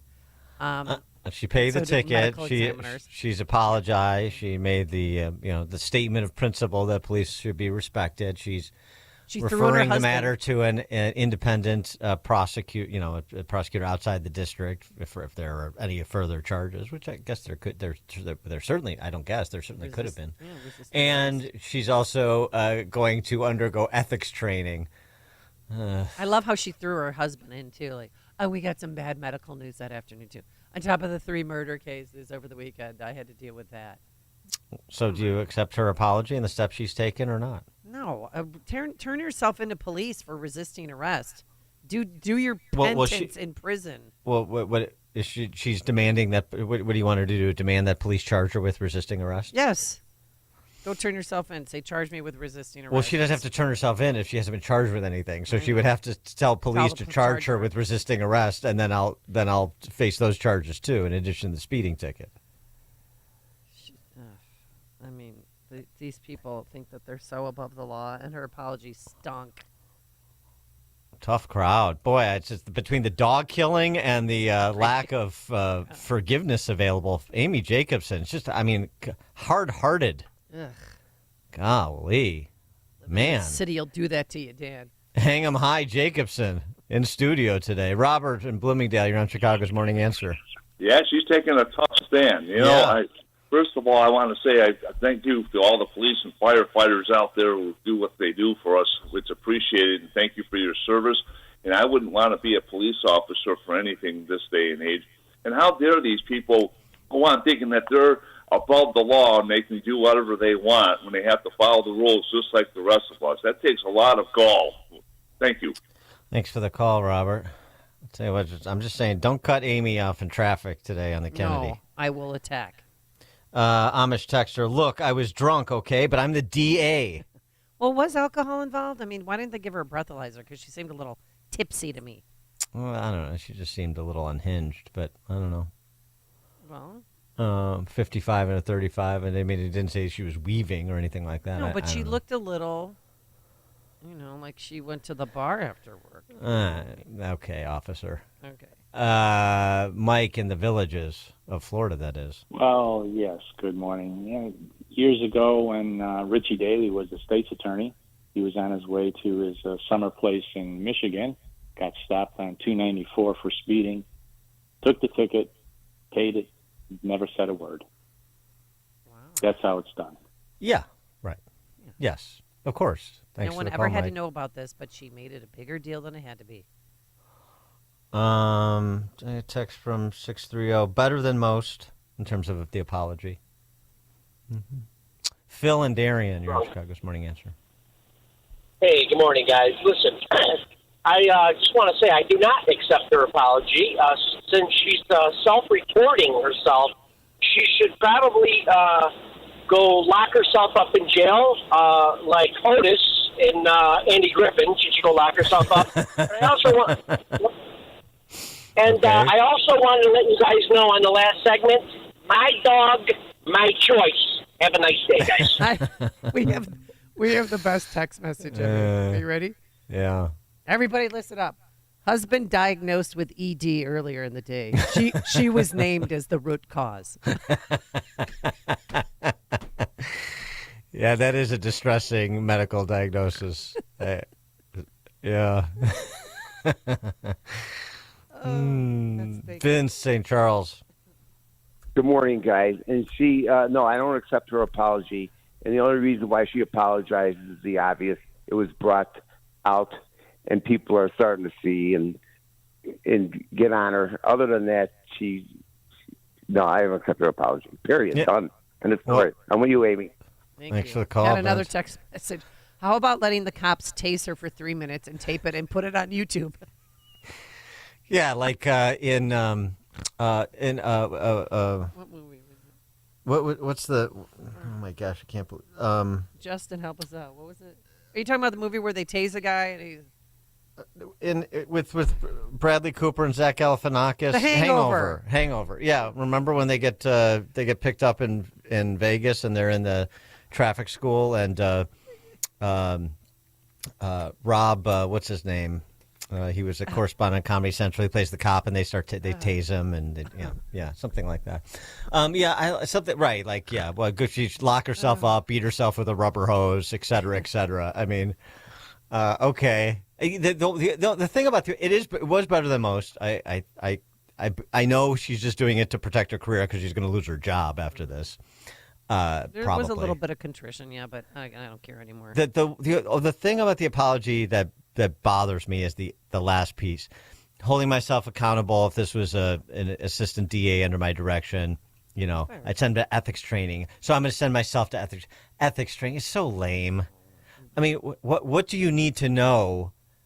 What are you going to learn from ethics training? It was so across the line. It's so obvious. What is sitting in a classroom for a couple of hours and paying some consultant tell you a couple grand to go through you're supposed to comply with officers' commands and here's your responsibilities as an officer of the court. I mean, it's stupid. Well, what's stupid too? Having a nearby DA review the case and stuff. Don't waste your time, please. It's all on tape. We know what happened. Dennis in Milwaukee. No, she's hiding, guys. We can show some grace. Mm-hmm. And let the competition kick her butt next round. There you go. Thanks for the call, Dennis. Grace is not a word in Amy Jacobson's dictionary, Dennis. I'm done. I'm hardball all the way now. Yeah. I'm sick of this whole thing. She's like fucking Gary Oldman. You're like Gary Oldman in The Professional. Kill everyone. God sort them out. That's Jacobson's philosophy. Yeah. Mike and Skokie. Hey, back in the early 90s, a young rookie officer on the North Shore wrote Judge Sullivan, presiding judge of the 2nd District, a speeding ticket, and it never made it to the court call. Welcome to Cook County. Well, yeah. Thanks for the call, Mike. Yeah, that happens, of course, a lot. And I mean, and state legislators, they don't get speeding tickets if they're going to Springfield. I mean, the state plates. If you see state plates, you're not getting a moving violation. Probably not even a DUI in most instances. Because they have pressing business they have to get to Springfield for, so it's okay for them to do 100. I got to go waste other people's money. That's true, though. They don't get speeding tickets. Greg in Jefferson Park. Hey, good morning, guys. They ought to make her do community service, and the community service should be spending 2 or 3 shifts riding with a police officer to see what kind of crap they got to go through with all these other idiots on the road and what have you.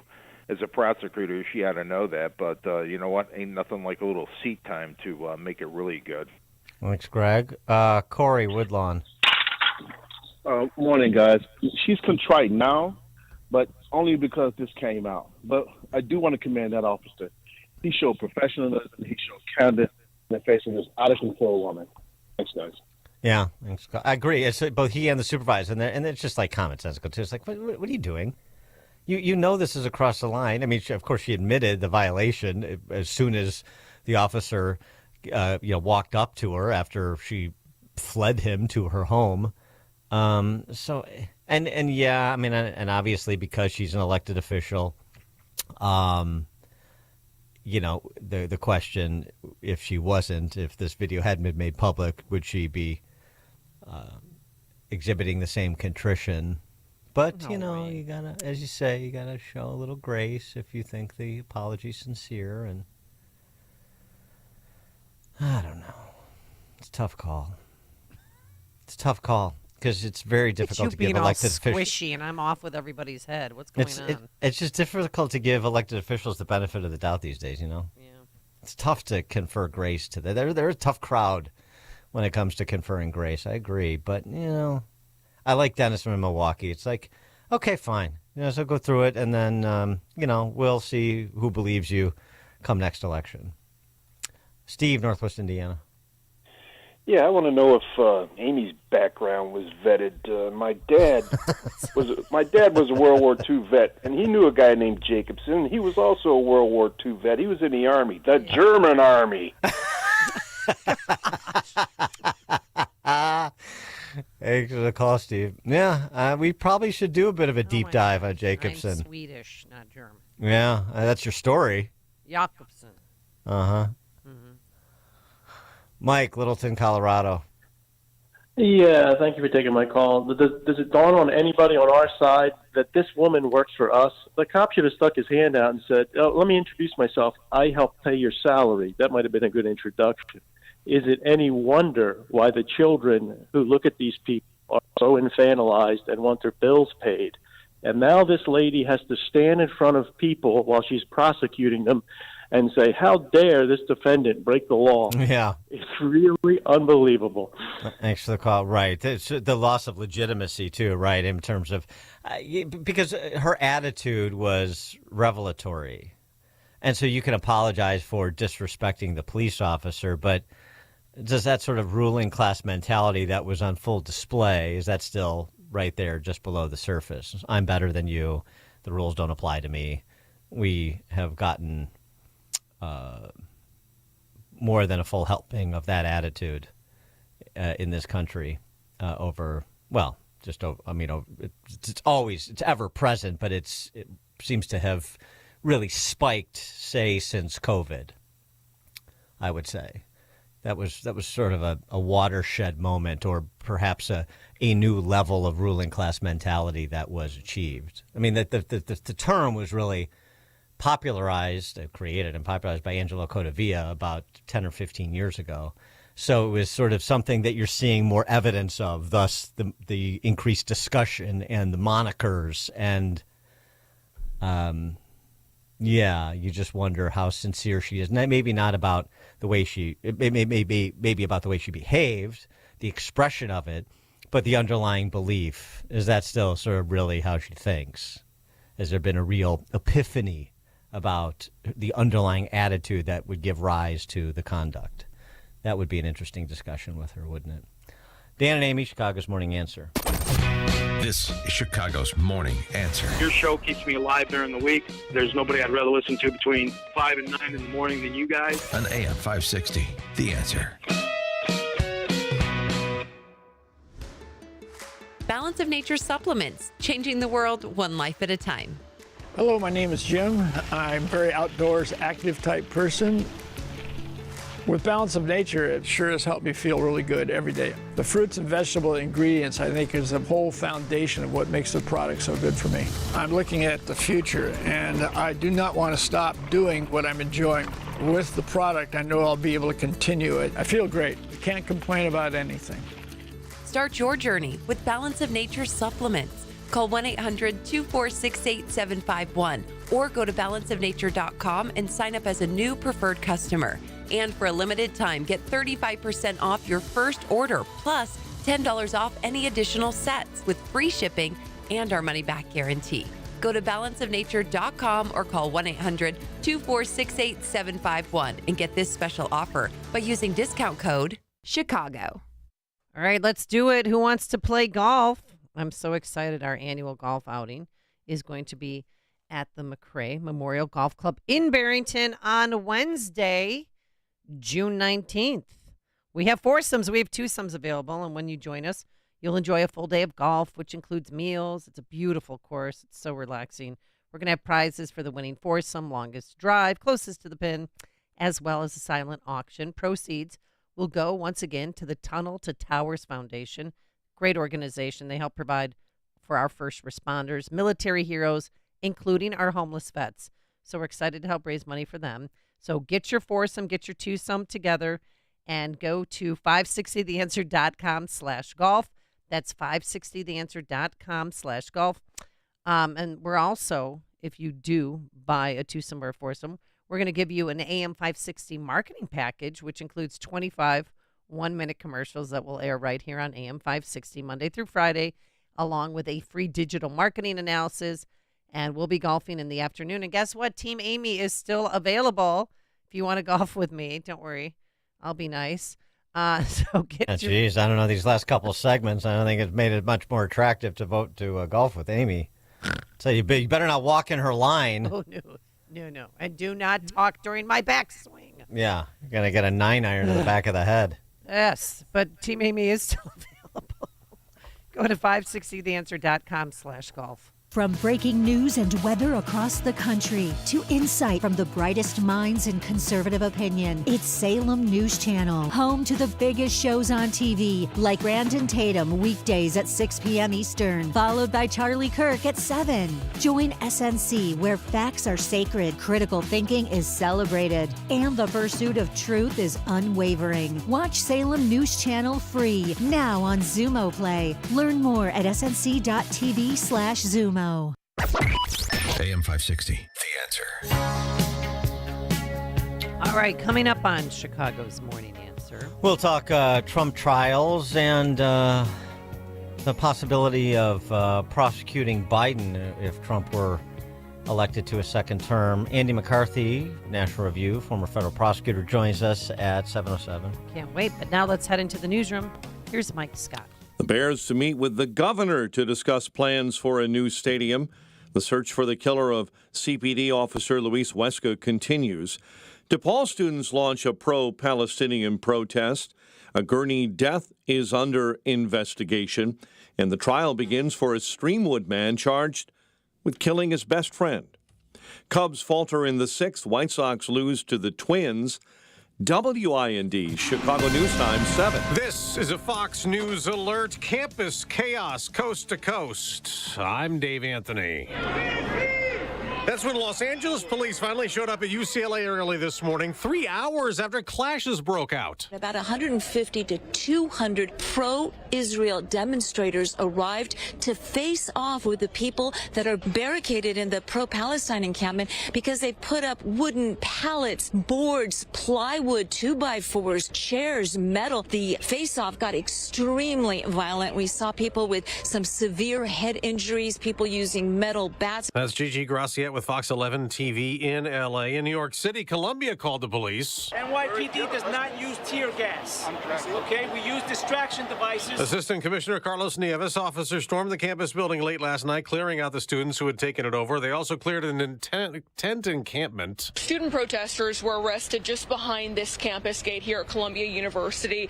Droves of them were then brought out to NYPD correctional buses. Fox's CB Cotton. And just before midnight, the NYPD cleared out a pro-Palestinian encampment at City College of New York.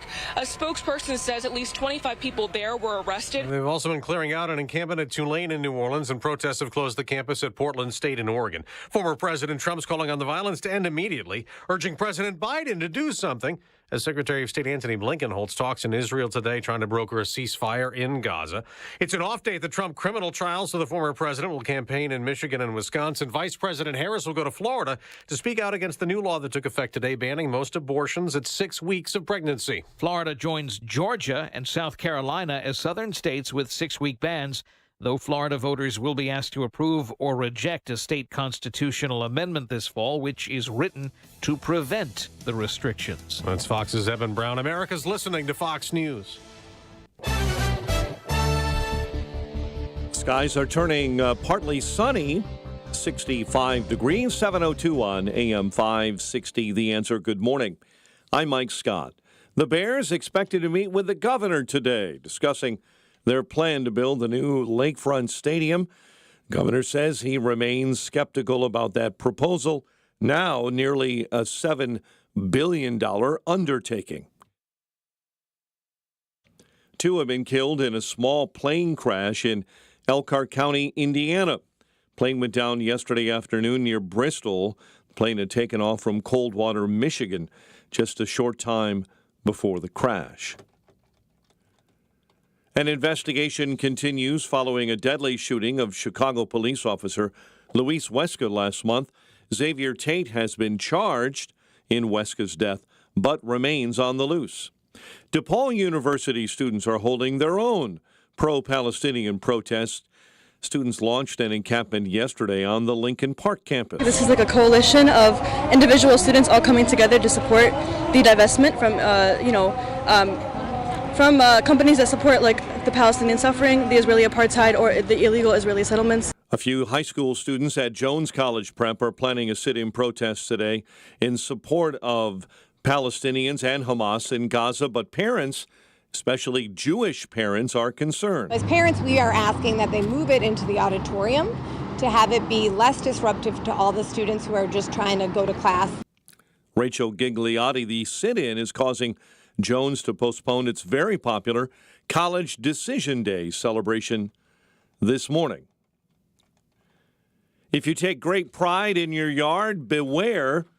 The emerging cicadas across Chicago can do some pretty good damage to young trees by laying their eggs at the end of young, tender branches.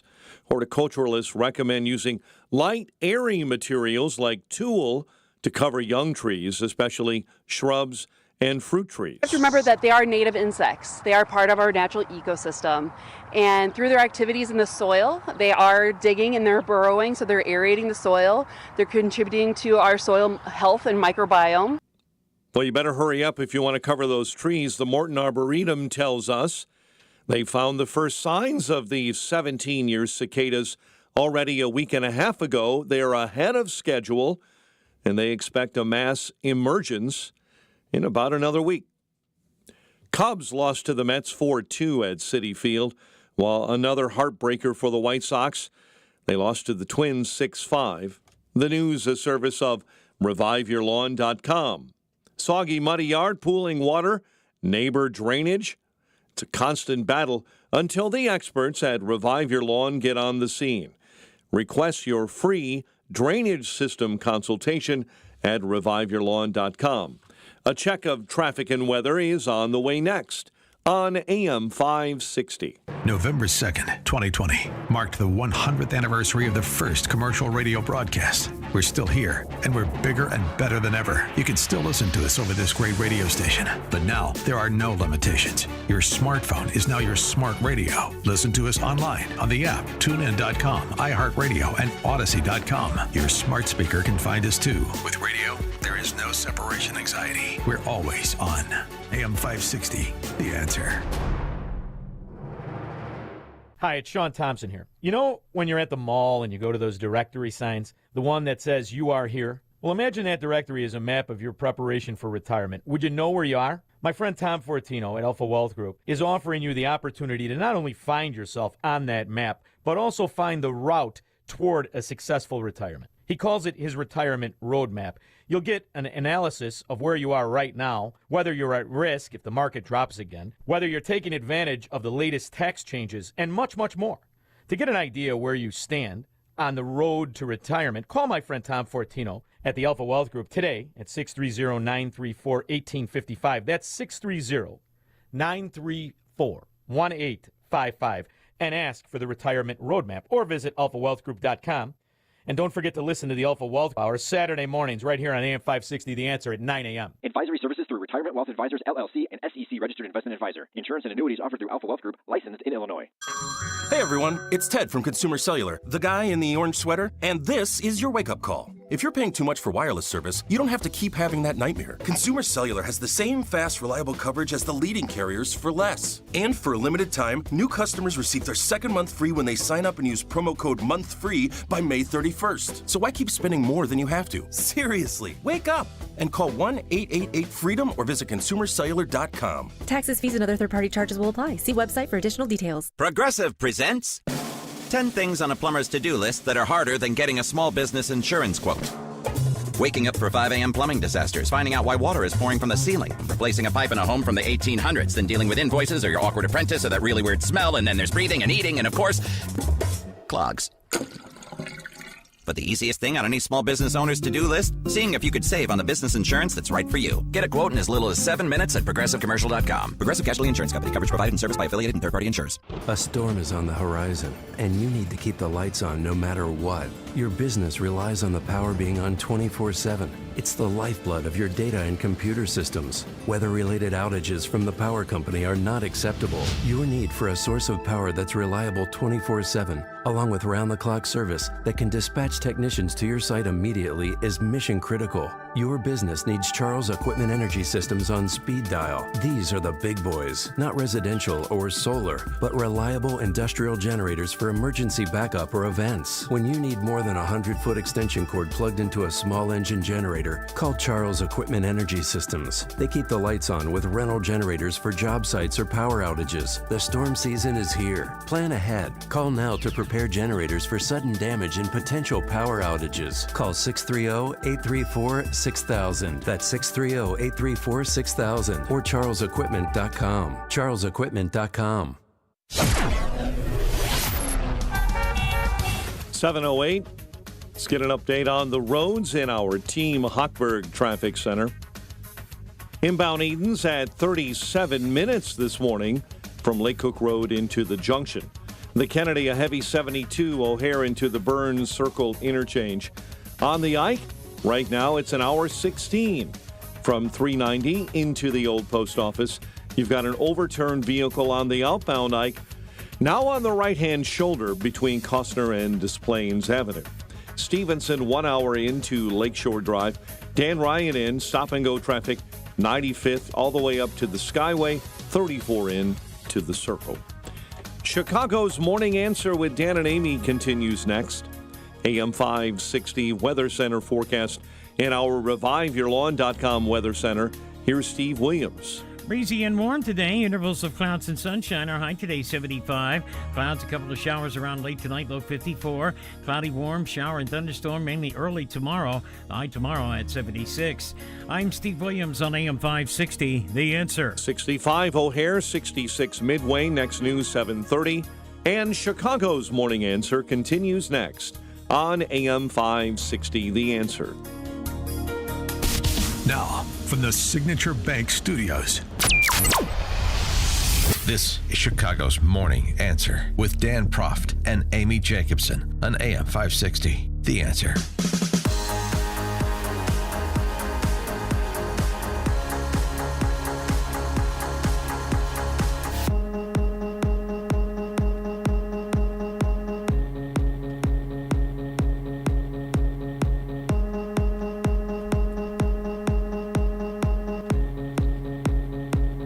Top of the morning, Dan and Amy. Who investigates the investigators? Who prosecutes the prosecutors? The question we come to often these days. Representative Elise Stefanik from New York hopes it's the Department of Justice's Office of Professional Responsibility. She has penned a letter to said office filing that contains an ethics complaint against Jack Smith, the prosecutor in the Trump J6 and classified docs case. It's obvious to any reasonable observer that Jack Smith is trying to interfere with the 2024 election and stop the American people from electing Donald Trump, she writes. At every turn, he has sought to accelerate his illegal prosecution of President Trump for the clear, if unstated, purpose of trying him before the November election. The Justice Department's own policies clearly prohibit Smith from doing so, and as a DOJ employee, he is bound by those policies. Moreover, when the district court imposed a stay on the proceedings, Smith and his office ignored it and continued to file discovery documents. Smith's conduct has brought disrepute to the Department of Justice and the entire federal government, and the DOJ's Office of Professional Responsibility should impose the discipline that such conduct warrants. And her letter is detailed with the proper citations to support the accusations that she is making and requesting the Office of Professional Responsibility to investigate. What's the likelihood that Jack Smith gets slowed down by the Department of Justice as compared to the likelihood that he gets slowed down by Judge Eileen Cannon, who seems to be the only officer of the court in these Trump proceedings that is expressing any proper skepticism in the direction of the federal government or any other government. Same could be said of the lack of skepticism in Fulton County and Manhattan. For more on all of this, pleased to be joined by Andy McCarthy, former Chief Assistant U.S. Attorney, Southern District of New York, and contributing editor at National Review, as well as author of Ball of Collusion, The Plot to Rig an Election and Destroy a Presidency. Andy, thanks for joining us again. Appreciate it. Good morning. What about Stefanik's request for a look-see into Jack Smith's conduct by the Department of Justice, and not just whether or not that will actually go anywhere, because I suspect it won't, but the substance of the argument that she's making, that he is in violation of DOJ policies, and again, it's just another illustration of sort of the ends justify the means protocol when it comes to Trump. Well, I agree with you. I don't think her complaint is going to go anyplace. I don't think that's the point of it. I think she's trying to make a public case, which is really the only one that you can make at this point. The Democrats are running the Justice Department. They're running this prosecution. So they're obviously not going to do anything internally about it. There may be some relief in the courts. For all the complaining, nothing has happened in the Washington case since, late February, because it's been tied up in appeals. So that in and of itself is a kind of putting the brakes on it. But it is true that there's explicit Justice Department guidance, which is a rule on prosecutors from the DOJ manual that says that you can never take the political calendar into account when making prosecutorial decisions. And Smith has been unabashed about the fact that he's making his haste to get to trial is over the idea that Trump has to be tried prior to Election Day, which is completely inappropriate. There's no rule of law reason why that has to happen. There simply is no reason. And I think what gives up the game is down in Florida. In one of the arguments down there, Smith's prosecutors said that the so-called 60-day rule, they don't think it applies to Trump. And when asked by Judge Cannon why it didn't, the 60-day rule is this unwritten rule where they're not supposed to take action within 60 days of an election to avoid influencing it one way or the other. And when Cannon asked why no 60-day rule for Trump, what Smith's lawyer said is he's already been indicted, so everybody already knows what the underlying facts of the case are, so it can't really affect the election. So if that's true, then why do we have to have a trial prior to election? Exactly. He's right about that, by the way, So, they're talking out of both sides of their mouths, but that's what they do. And so the Eileen Cannon, though, in terms of the disclosures that she made or the documents she ordered unsealed last week, there were some interesting information there that just provides more context, and sort of for like anybody paying attention, this is not going to be particularly shocking, but it's still important to understand and document. It's like what you suppose is true and then what is confirmed to be true. Those are not the same things. One, that you had White House involvement in this from very early on. I'm talking about the classified documents.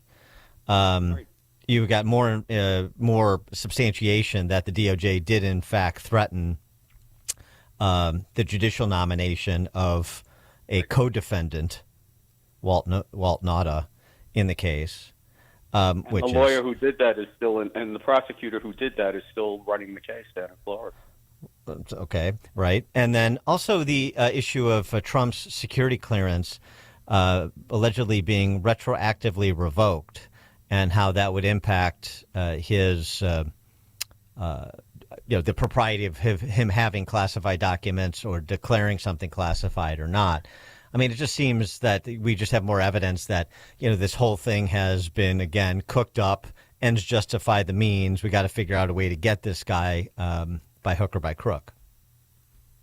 Well, I've always thought, I wrote about this a couple of times, Biden, this whole idea of bringing Jack Smith in was to create the illusion of independence and the idea that the White House and the Biden Justice Department didn't have anything to do with the investigation and prosecution of Trump. And I've argued a number of times that's always been ridiculous. Mm-hmm. There's no prosecutor in the federal government who actually has his own power. Everybody is a delegate who exercises the president's power at the president's pleasure. The only power in the executive branch belongs to the president. The special counsel works for the president's Justice Department and reports to the president's attorney general. But more to the point, under the Presidential Records Act, once a president tries to declare confidentiality in connection with documents that arise out of his administration, by statute, they have to go to the incumbent president and ask him to take a position on whether they're going to follow executive privilege or not. That's baked in the cake. There's nothing Biden can do about that. So he's tried to slough that off on the Federal Records Administration and try to pretend that underlings are actually making these decisions.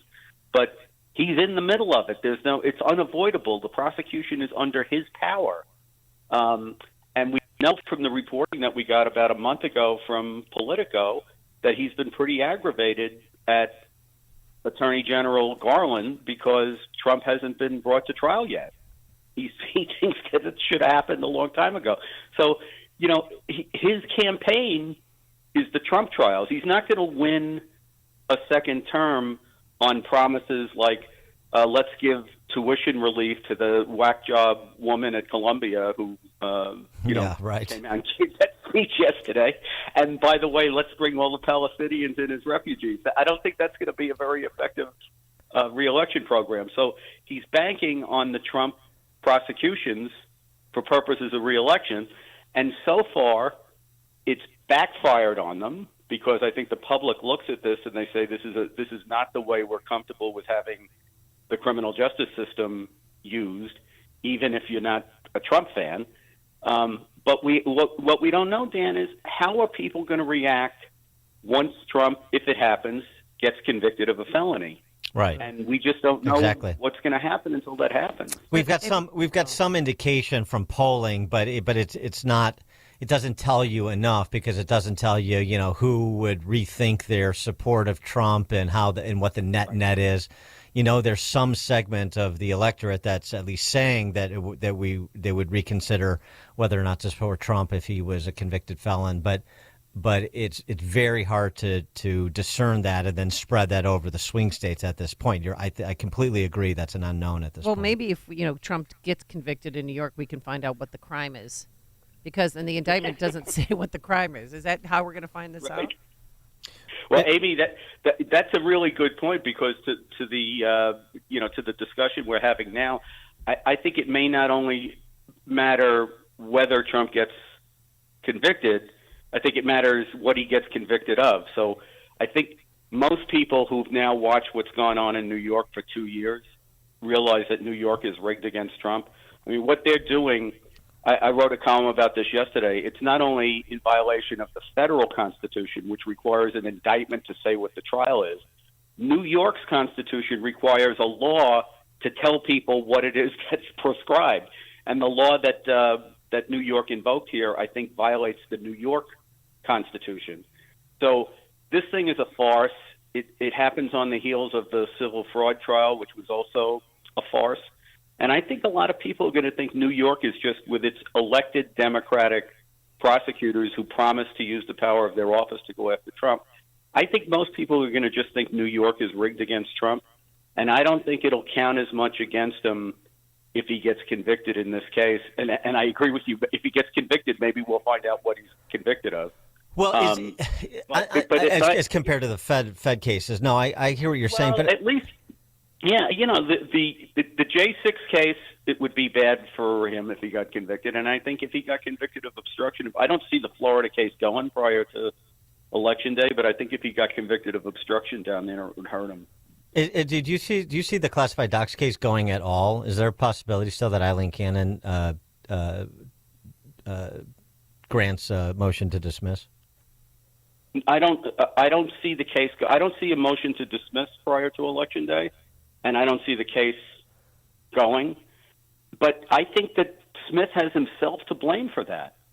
If he had tightly indicted an obstruction case and left the classified documents to the side instead of 36 classified documents counts, classified documents cases are very hard to get to trial because of all the statutory procedure that you have to go through pretrial in order to determine what's admissible at trial, and there are appeals, and even when you're trying hard to get the case to trial, those cases are very hard to get to trial. But I think Smith had two chances: one at the beginning when he was deciding what to charge, and then when Biden, when the special counsel said that Biden, they have all the evidence they need to charge him, but they decided not to charge him. So, Biden's got the same federal classified documents charges as Trump or conduct, and they're not going to charge Biden. At that point, the smart thing to do would have been drop the classified documents charges against Trump, because if you're telling everyone Trump and Biden should be treated differently because Trump obstructed the investigation and Biden didn't, then the thing to do is drop the classified charges against both of them and just do Trump on the obstruction. And if they had done that, I think he could have gotten the case to trial a lot faster, but I don't see it happening now. They couldn't do it because it runs counter to their political messaging on the topic, and that political messaging is critical to creating this, to sustaining this story that he is a threat to our democracy, and his recklessness with classified information to endanger our national security, and all the stuff that you hear from the hyperventilating folks on MSNBC and CNN and elsewhere. That it's all everything about this is political in terms of both timing as well as messaging, and so right, to some extent you're right. They have to take the more difficult path because of how they've backed themselves into a corner rhetorically in terms of the political messaging. So with the Supreme Court's decisions pending on both presidential immunity and the provision of the Sarbanes-Oxley Act that's been used, the interruption of official proceeding against Trump and hundreds of other J6 defendants, I mean, is there any chance that the J6 trial starts before Election Day? There is, but I think it's going to depend on Smith again. I have a feeling after listening to the argument and following the issue carefully, that what the court is likely to do is send the case back to Judge Chutkan with instructions to sort out what's an official act versus what's a private act that doesn't have any conceivable immunity claim. And that would require a lot of proceedings. But at the same time, at the oral argument, Trump's lawyers conceded that there are major parts of that indictment that are just private activity and don't and are not covered by, could not be covered by immunity. If Smith told Judge Chutkan, you know what, we're not going to go forward on anything other than the stuff that's clearly personal and clearly private, not immunized, and we'll just leave the rest of the case on the cutting room floor, and we'll just go forward on this part of the case, which would mainly be the so-called fake electors scheme, and then they have Trump also signing a verification in one of the election challenge cases, I think in Georgia, where they say there was false information. He could go to trial on just that stuff, and he could probably get the case to trial. But I think, Dan, this is the same point that you just raised, which is they want the whole case. You know, they want the riot. They want, they want everything. They want the vice president's communications. They want the communications with the state officials. All the stuff that Trump can argue is official activity that he has immunity from. So, again, I think if Smith had faith in his case and were willing to say, no, we'll cut it down to the bone, but we want to go to trial, he could go to trial. And he'd have a chance, especially in Washington, of convicting him. But I just don't see him doing it. So we have the Supreme Court effectively as the backstop that's still really in effect as a check on what's happening at the district and appellate court level. Is there any check in the New York state court system?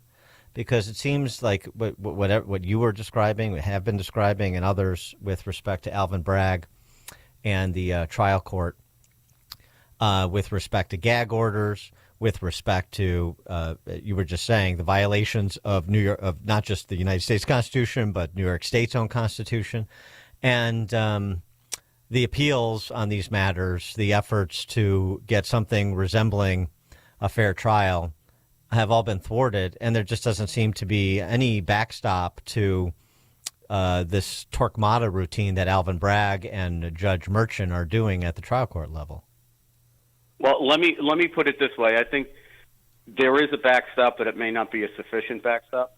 When I say there is a backstop, would you ever in your life have believed up until last week that Harvey Weinstein's conviction would be reversed by the New York Appellate Court? I sure didn't think it would be. And yet they did, because it wasn't a fair trial, and they were completely right about that in that opinion. Right. So, yes, they got the backstop, but it took 3 years. And how does it help Trump if he get, I think all of these, if he gets convicted in the New York case, I think it'll be thrown out on appeal. But that may not happen until 2026. Mm-hmm. Mm-hmm. I want to read you a paragraph from this interview that Trump did for Time Magazine. And, this is how far will he go that people are talking about. And it's all about, of course, the insinuation that how much of a dictator will Trump be? We know he's going to be a tyrant, but how much of a tyrant? But this line, the interviewer asks him about, what's going to be different in a second term. And he basically, the top line conclusion, he's not going to be quite as nice, as charitable, particularly to his enemies, as he describes himself being in his first term. On the matter of Biden, this is the paragraph. Trump has vowed to appoint a real special prosecutor, quote unquote, to go after Biden. I wouldn't want to hurt Biden, he says. I have too much respect for the office, but he suggests Biden's fate might be tied to an upcoming Supreme Court ruling on whether presidents can face criminal prosecution. If they say that a president doesn't get immunity, says Trump, then Biden, I am sure, will be prosecuted for all his crimes. And then, they go into Trump directing the Department of Justice or a special prosecutor to go after someone and so on and so forth, as the irony, of course, of what's actually happened to Trump is completely lost, ignored by these same people, I understand. But in terms of Trump's posture in a second term, number one, is there a special prosecutor that's needed? Why not just charge the Department of Justice to enforce the law, including against a former president, depending on what more comes from this investigation, if there is more to come. And sort of your reaction to his thought process with respect to Biden after he took a pass on Hillary Clinton in 2016 when he won. Well, look, he took a pass on Hillary Clinton, not knowing what they had in store for him, right? So right. he's like, once burned, twice shy. Right. But the other thing is, I can't help just being hysterical about this in a funny way, because I spent hours last week listening to the Supreme Court argument where Mike Dreeben, who was the lawyer for the special counsel, got up in front of the Supreme Court and said, look, you don't have to worry about politicized prosecutions because we have a structure here. Mm-hmm. Prosecutors take an oath. They never act politically. They have to go to the grand jury and show them probable cause. Otherwise, there can't be any indictments. And you don't have to worry about the Attorney General because he gets evaluated by the Senate before he can be confirmed. So all this stuff about politicized prosecutions, you don't need to worry about any of that. Right. And then you have Trump, who's like slightly ahead in the polls right now, who is promising that when he gets elected, he's the candidate of retribution. So at the very moment they're in front of the Supreme Court, they're saying there's no politicized prosecutions. Trump can't be there because he's up in New York where Alvin Bragg, the elected Democrat, has him on trial in a charge where we don't even know what the crime is at this point. And Dreeben's looking at Justice Alito and saying, no, don't worry, nothing political here to worry about. I mean, please. Andy McCarthy, former chief. Whipped up about it. Yeah, former chief assistant U.S. attorney, Southern District of Manhattan, contributing to National Review, author of Ball of Collusion. Andy, thank you as always for your insights. Appreciate it. Thanks, guys. Have a great week. Thanks, you too. And he joined us on our turnkey.pro answer line. Coming up on Chicago's Morning Answer. We'll talk Bidenomics and anti-Bidenomics as practiced in Argentina by Javier Milei with Steve Moore at 7:37. But now let's head into the newsroom. Here's Mike Scott. 66 degrees coming up on 7:33. Dozens of protesters could be facing charges after the NYPD cleared protest camps from the ground of Columbia University. A large number of officers in riot gear stormed Hamilton Hall and made a large number of arrests. If you refuse to disperse, you will be placed under arrest and charged with disorderly conduct. Columbia University says protesters occupied, vandalized, and blockaded Hamilton Hall, and the school was left with no choice but to allow police in. Police Commissioner Edward Caban. These once peaceful protests are being exploited by professional outside agitators. Police also cleared out the encampment on the school's lawn, and officers will remain on Columbia's campus through graduation in mid-May. Scott Pringle, NBC News Radio, New York. Police have also been responding to campus unrest in Los Angeles, where violence has broken out between protesters.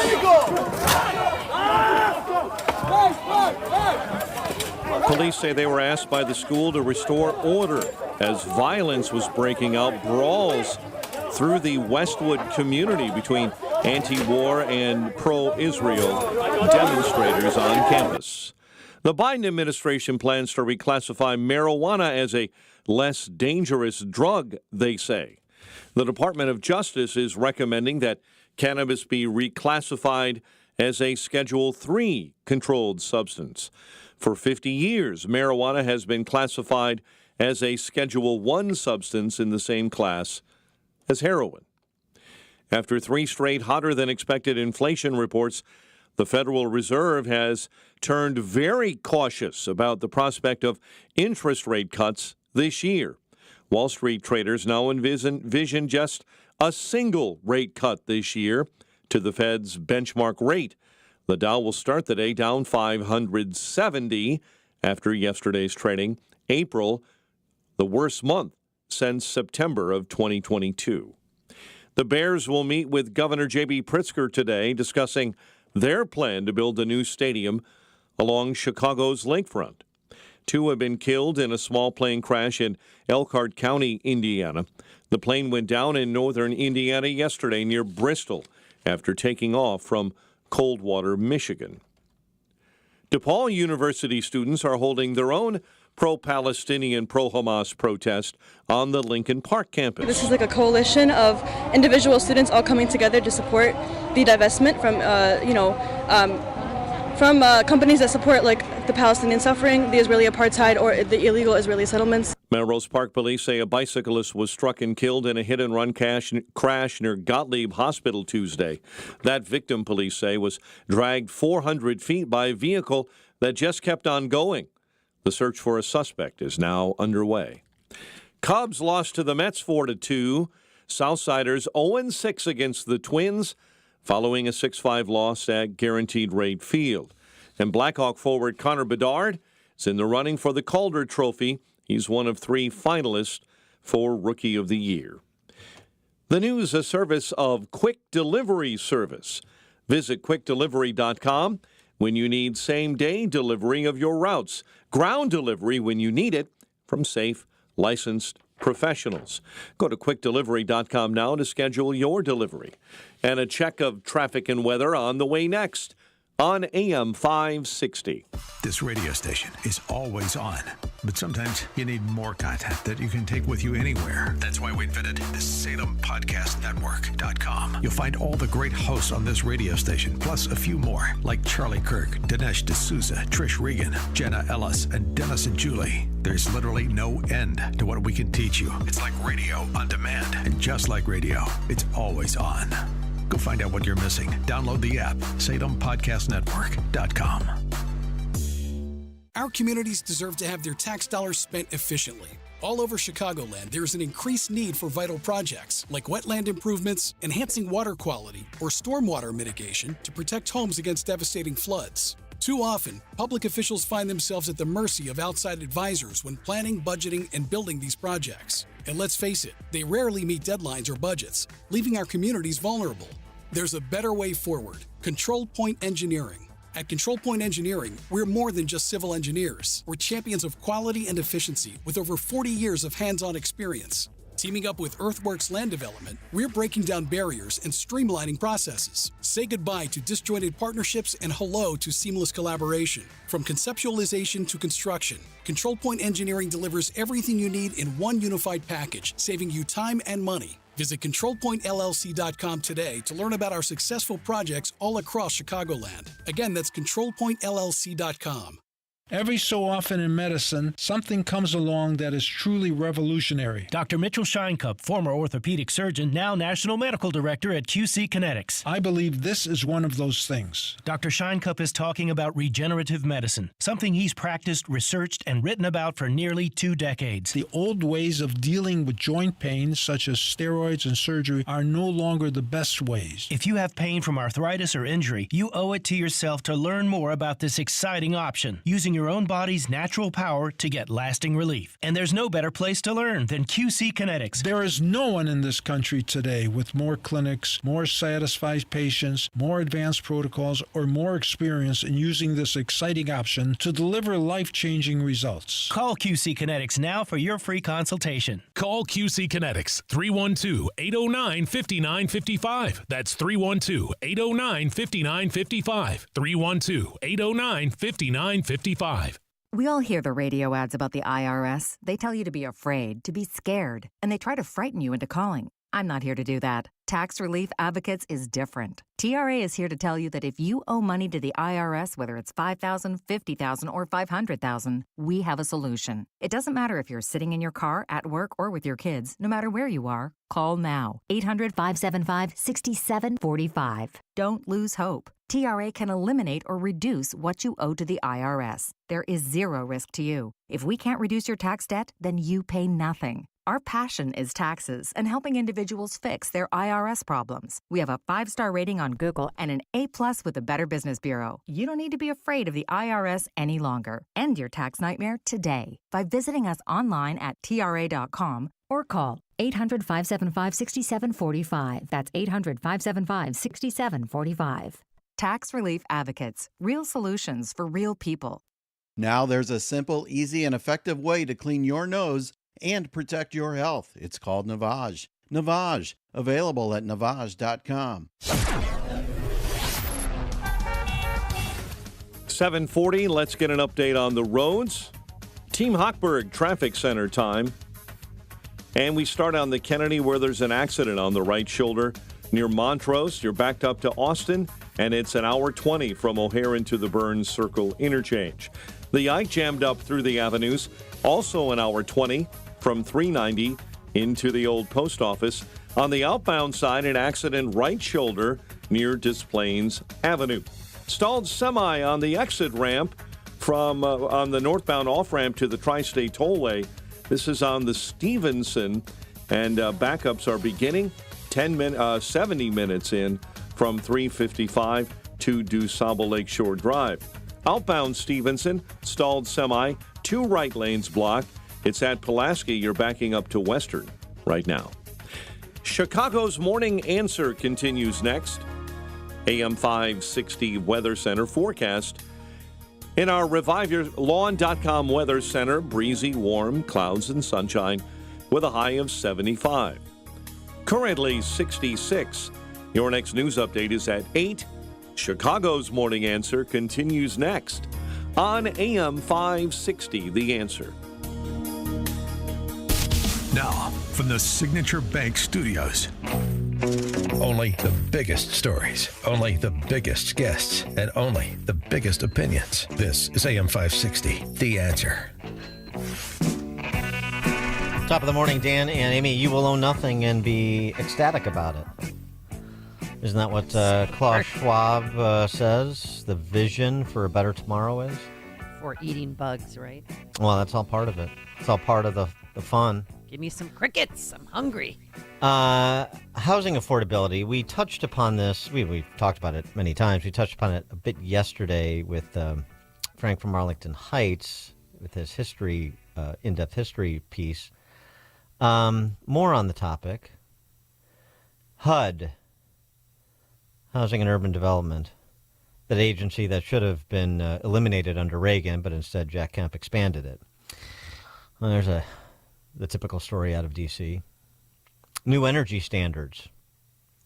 This is a nice twofer. You get at both fuel and this is great. Property, right? I mean, these are the pillars. Family, property, and faith. The pillars of a free society that are being attacked by the left. FHA has their new energy standards promulgated by HUD for homes insured by the Federal Housing Administration, FHA, which become the de facto nationwide building codes.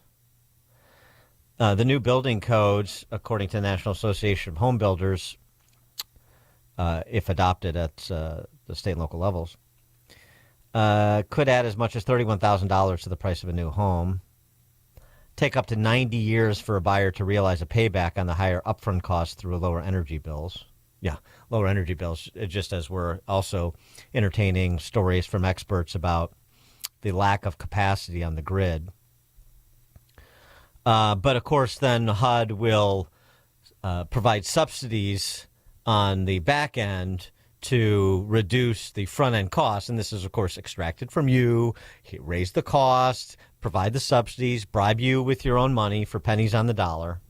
And the subsidies are all in the direction of their policy goals, which is the elimination of private ownership, unless it's private corporate ownership, the rent seekers that they are in bed with. Zero energy multifamily construction that meets prevailing wage requirements is the sort of subsidy you get. So it's, we'll, again, bribe you with some of the money that we're extracting, the additional money that we're extracting, but just so long as you're compliant with our central planning diktats and you're providing some of that bribe money back to our favorite constituencies, doing our bidding.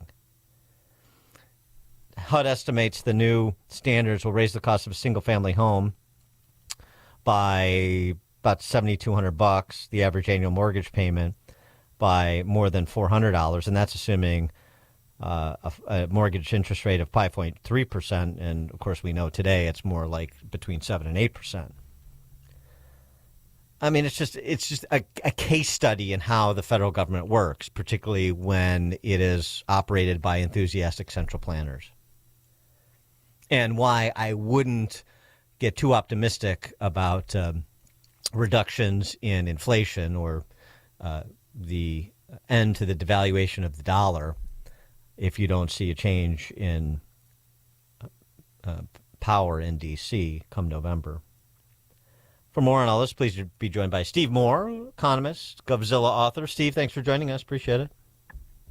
Good morning, guys. But by the way, I listened, to your recitation of that new press release by HUD. Yeah. And there's a much easier way to reduce people's energy costs in their home. Much easier. All you have to do is get rid of air conditioning and home heating.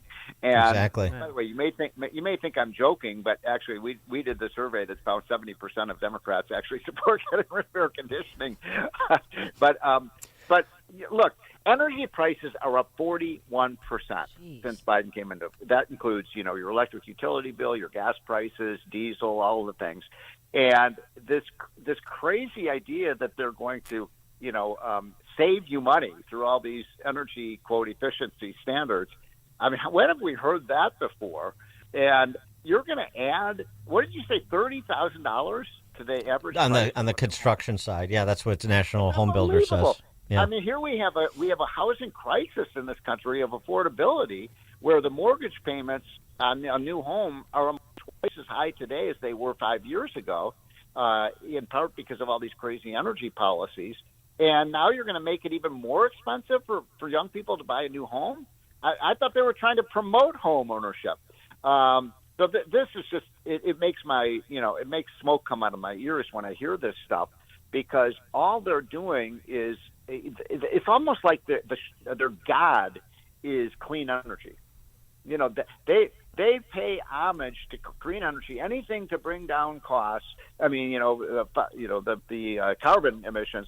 That is our goal in America, not to make housing affordable, not to bring down inflation, but to make sure. And as I said, if you want to get rid of carbon emissions, you want to get rid of greenhouse gases, just shut down the economy, shut down the factories, shut down the hospitals, the schools. Well, let's be honest. I mean, if President Trump wins, which oh my God, I hope so, are mortgage rates going to go down? I mean, I know it wouldn't take place automatically, but is it possible? It'll take some time. Yeah, it takes some time to undo all this damage. But let me remind you, Amy, that when Trump left office, do you know what the mortgage rate was? 3%, right? Yeah, 30-year 3%, fix. exactly. Yeah, for a 30-year fix. Now it's 7 point. I don't know what you're paying in Chicago area. Nationally, it's 7.2%. So absolutely, we can bring those. The reason mortgage rates are high is because inflation is high, and the reason inflation is high is because these idiots spent $6 trillion and printed money to pay for it. This isn't, confusing. It's not. Only somebody like Paul Krugman couldn't connect these dots. And I don't know. It's maddening. Meanwhile, did you see, Dan, even a more preposterous regulation? They want to, the EPA put out an edict last week. It's hard to keep track of all these. Yeah. It says all cargo that is transported across the country, and that's tens of billions of dollars of cargo transport, crisscrossing all over the country. All cargo on trucks, on rail, cars, and on ships has to be carbon neutral.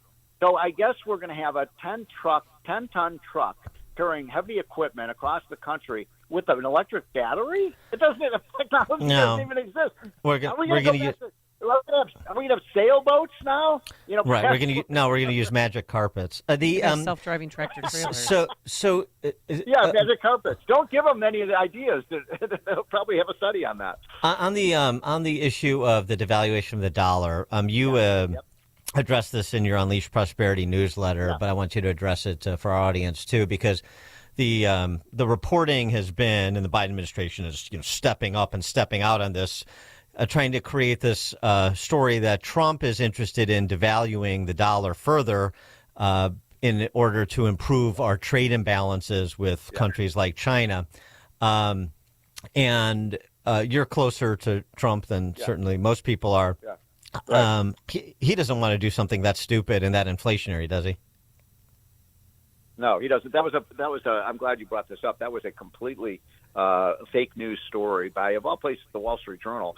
Is a typical. I mean, shame on the Wall Street Journal for running an article that basically said, "Oh, these secret, people are having these meetings and they want to, devalue the dollar." nobody was even well. Bob Lighthizer, who was a trade rep, and he was mentioned in the article. I called Bob. He said, I'm not in favor of that. I'm not in favor of devaluing the dollar. Okay. Just like there was an article. Did you see the one the other day about how the Trump wants to get rid of Fed independence? And that, that was also fake news. I mean, you can't even believe what the media is saying anymore. Look, there's 4 or 5 of us, myself and Kevin Hassett and Laffer and Larry Kudlow and Lighthouse, a few others who are advising Trump on the economy. We see these stories like, what are they talking about? We're the ones who are giving Trump the advice on the economy, and they say, the secret cabal of people who, we don't even know. So that story is false. And by the way, it's a bad idea. It's a really bad idea to value the dollar because you're going to just make inflation worse if you do that. And, we actually benefit, in my opinion, from having now, look, it is true, though. There's a little asterisk here on this. It is true that China and Japan are manipulating their currency so that they can, export more goods to the United States. And, we do want to correct that, but not through devaluing the dollar. Speaking of combating inflation, anti-Bidenomics, as practiced by Javier Milei in Argentina, and he, through his, austerity program is the wrong way to describe it, but that's how it's reported. What it really is unleashing the productive capacity of the Argentinians, and he is freeing up the economy. He is reducing the size of government, and he is dramatically, according to the latest readouts, decreasing inflation that was running at like 288% last year, and now is down. I mean, it's still high, but it's down to consumer prices rose 11% from February to March. So what Milei is doing is, in advance of free market policies, is working. Yeah. So, by the way, I love this term. I love this term, austerity. The left always, this is an austerity measure. No, we are, what you and I and most normal people, like the people listening to the show, are in favor of is government austerity. Right. Government austerity or private sector expansion. And so anytime we want to cut the government, which is deterring the growth of the economy. Austerity, you're trying to... No, we're not. The best way to make the economy grow faster is shrink the government. And incidentally, in Washington right now, you see these numbers like, the economy grew by 1.6%, which was pathetic. Well, a huge percentage of that was just government growth. We should count government growth as a negative, not as a positive. By the way, the single biggest employer over the last year, Amy, other than healthcare, was government employment. Yeah, it's a pretty big thing here in Illinois. Yeah. Well, by the way, guys, I've been reading about what's going. Are there protests at Northwestern? What's going on that? Yeah, they settled it because the Dickensian named Michael Schill, the president there, typical appeaser. They're going to give some Palestinian scholarships out, and so now it's all now they've disbanded the encampment. And by the way, when you appease these spoiled brat kids, these are 19-year-olds most of them never worked a day in their life, and they get free tuition, and they're so aggrieved, right? Oh my gosh, how can I live in this world? And but what you're seeing now across the country is the university administration is just caving in to these protesters, and doesn't this sound like deja vu all over again? I can't wait for the Democratic convention in Chicago. Oh, it's going to be great. I'm old enough to remember '68. Hey, we got an idea. This comes to us from courtesy of Governor Jelly Belly, but it should be scaled. It should be part of Trump's program. This is great. He's going to love it. So what the governor has proposed is for state health insurance, state workers' health insurance, to cover Ozempic and the other fat-reducing drugs. It's going to cost about, somewhere between $200 and $600 million. But, we're flush with cash in Illinois, so we got it. Right. You should do that. You should have Trump come out for that at the federal level because, a slimmer workforce is a more energetic and productive workforce. This is sort of ounce of prevention type stuff to provide this kind of health insurance coverage. Where's that money going to come from again? That's $600 million. Well, the last time I checked, you were broke, but... maybe they should cut taxes and bring people back into the state rather than continue to. By the way, it is true that blue states are fatter than red states. I don't know if you knew that. No, that's true. Yeah. But Pritzker's going to change that because he's going to give everybody free Ozempic. He's a state employee.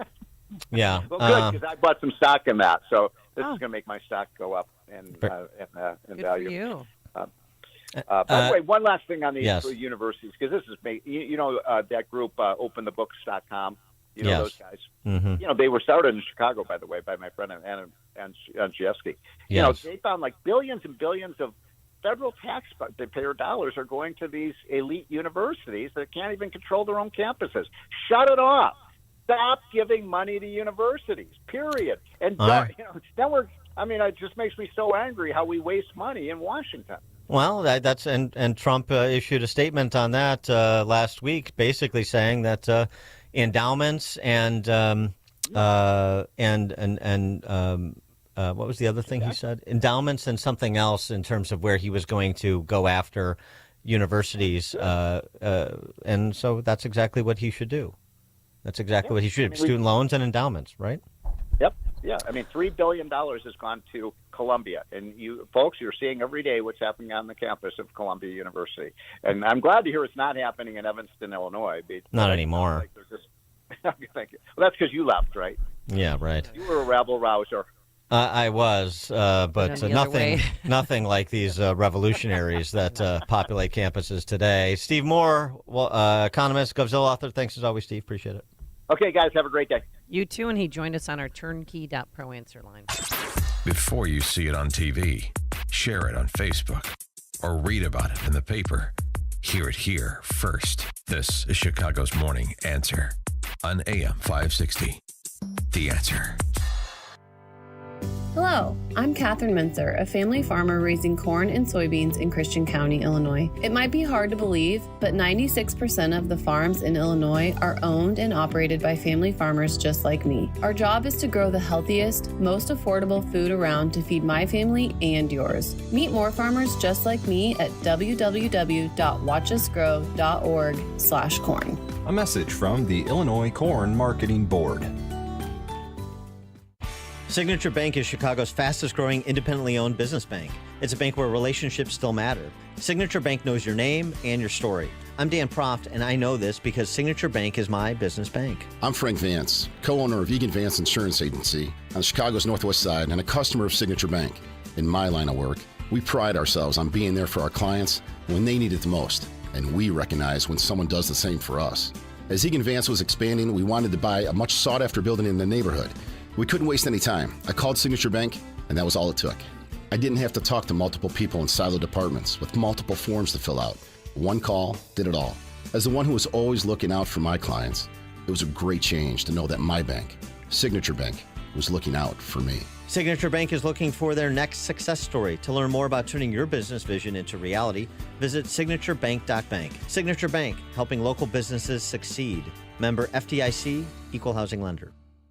Think identity theft won't happen to you? Think again. There's a new victim every 3 seconds in the U.S., over 15 million this year alone, and many don't even know they're victims. LifeLock alerts you to identity threats you could miss even when you monitor your credit. If your identity's stolen, a dedicated U.S.-based restoration specialist will work to fix it.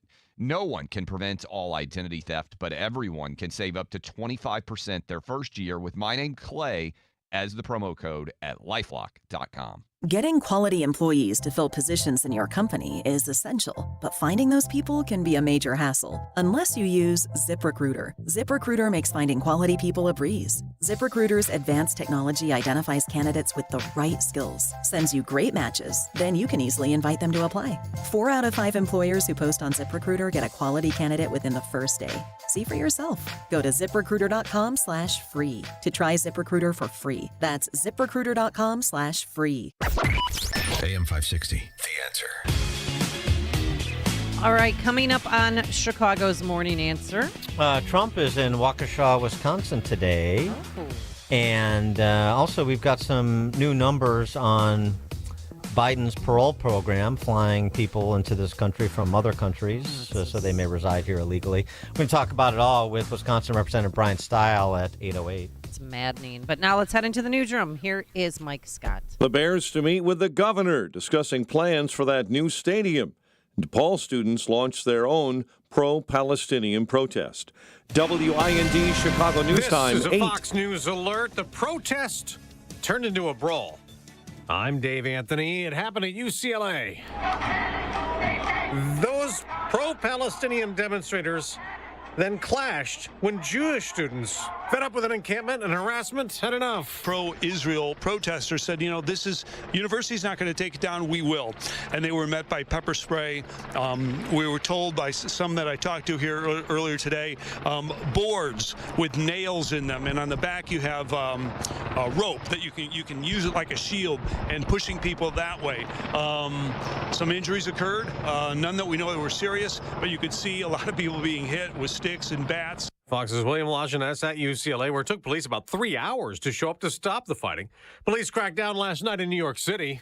We'll do what we always done. We'll get arrested, just like the criminals in the subway. They're always right back out in 24 hours. There were about 300 arrests at City College and Columbia. The university called in to the NYPD and said, hey, basically, we can't handle this on our own anymore, and said, we need your help now. We need you to come into Hamilton Hall where these kids are inside, barricading themselves, bringing in food and supplies, and saying they're going to stay till graduation. So we need you guys to come in and take care of this. So they came in and arrested dozens of those students who were inside of Hamilton Hall, and then they also cleared out that Gaza Solidarity encampment. Fox's Alexis McAdams at Columbia. An encampment also cleared at Tulane in Louisiana this morning amid the many that are on campuses nationwide. Former President Trump calling for an end to campus violence, something he may talk about campaigning in Michigan and Wisconsin on this off day at his criminal trial as Democrats focus on abortion rights. A Florida law banning abortions in most cases after 6 weeks takes effect today. The result, President Biden says, of former President Trump. Vice President Kamala Harris visits Florida today. That's Fox's Jared Halpern.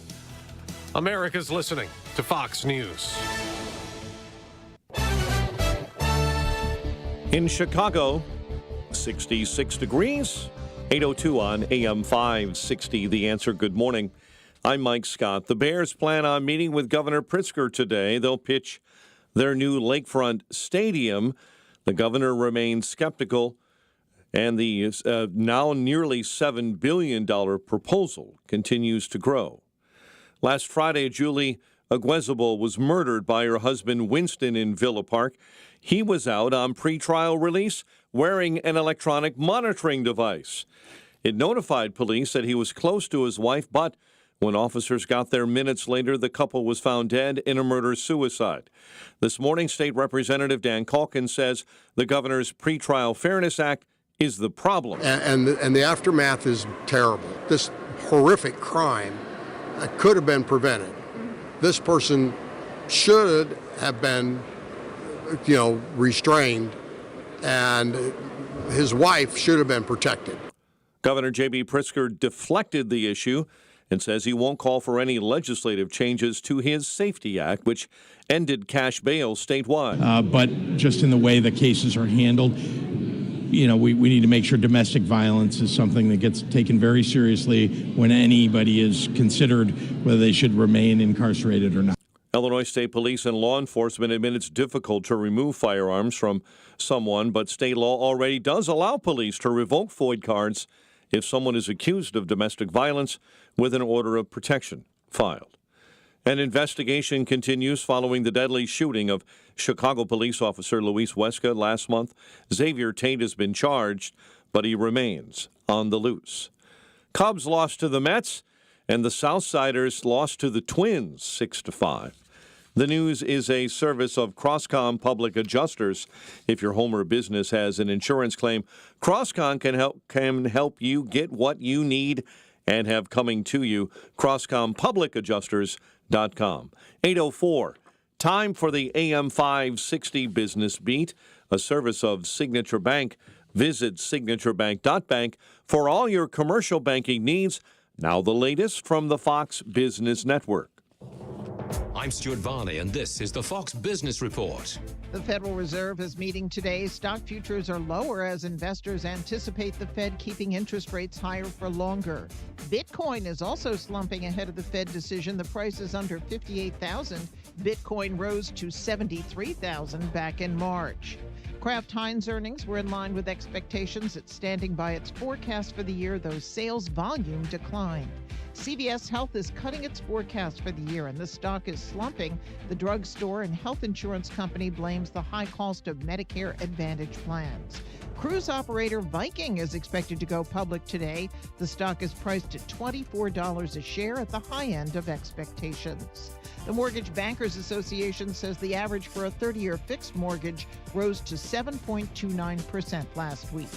That's your Fox Business Report. I'm Jenny Cosola, invested in you. 8:05, a check of traffic and weather on the way next on AM 560. Mike Gallagher sees Trump dead on. The world's on fire, and we have this idiot in the White House to blame. Now, normally a talk show host says things like that, not the Republican nominee for president.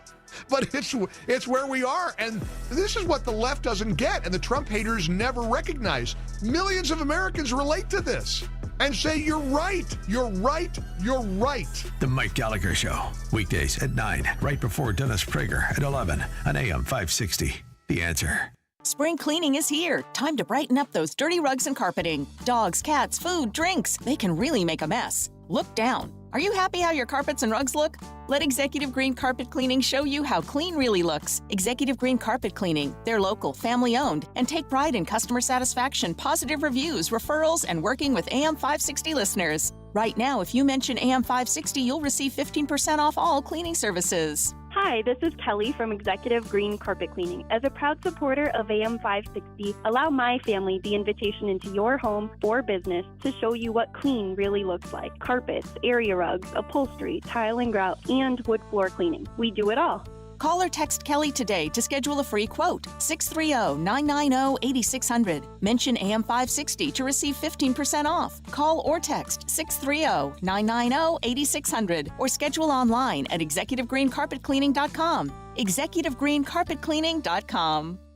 If you're an experienced homeowner on a fixed income or you're paying your parents' housing and medical expenses, which you can't afford, then you need to call Team Hochberg for information about reverse mortgages. Fred, 82, married to Sharon, 78, owed $125,000 on a $400,000 home in Tinley Park. Fred and Sharon outlived their assets, had over $30,000 in credit card debt, and couldn't make it on their Social Security income, so they called Team Hochberg for a reverse mortgage consultation. We answered all their questions and helped them secure a reverse mortgage to pay off their mortgage, eliminate their debt, and save them over $1,500 a month. Team Hochberg has helped thousands of radio listeners like Fred and Sharon, but we can't help if you don't call 855-563-2843 or visit 56david.com. Seriously, what are you waiting for? Call 855-563-2843 or visit our website 56david.com. Lower.com, equal housing lender, MLS 112-4061.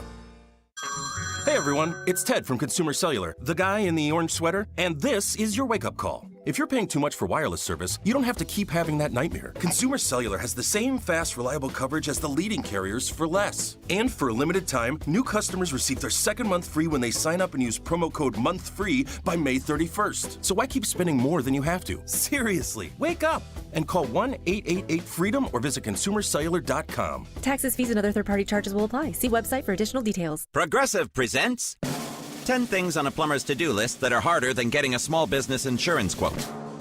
Waking up for 5 a.m. plumbing disasters, finding out why water is pouring from the ceiling, replacing a pipe in a home from the 1800s, then dealing with invoices or your awkward apprentice or that really weird smell, and then there's breathing and eating, and of course, clogs.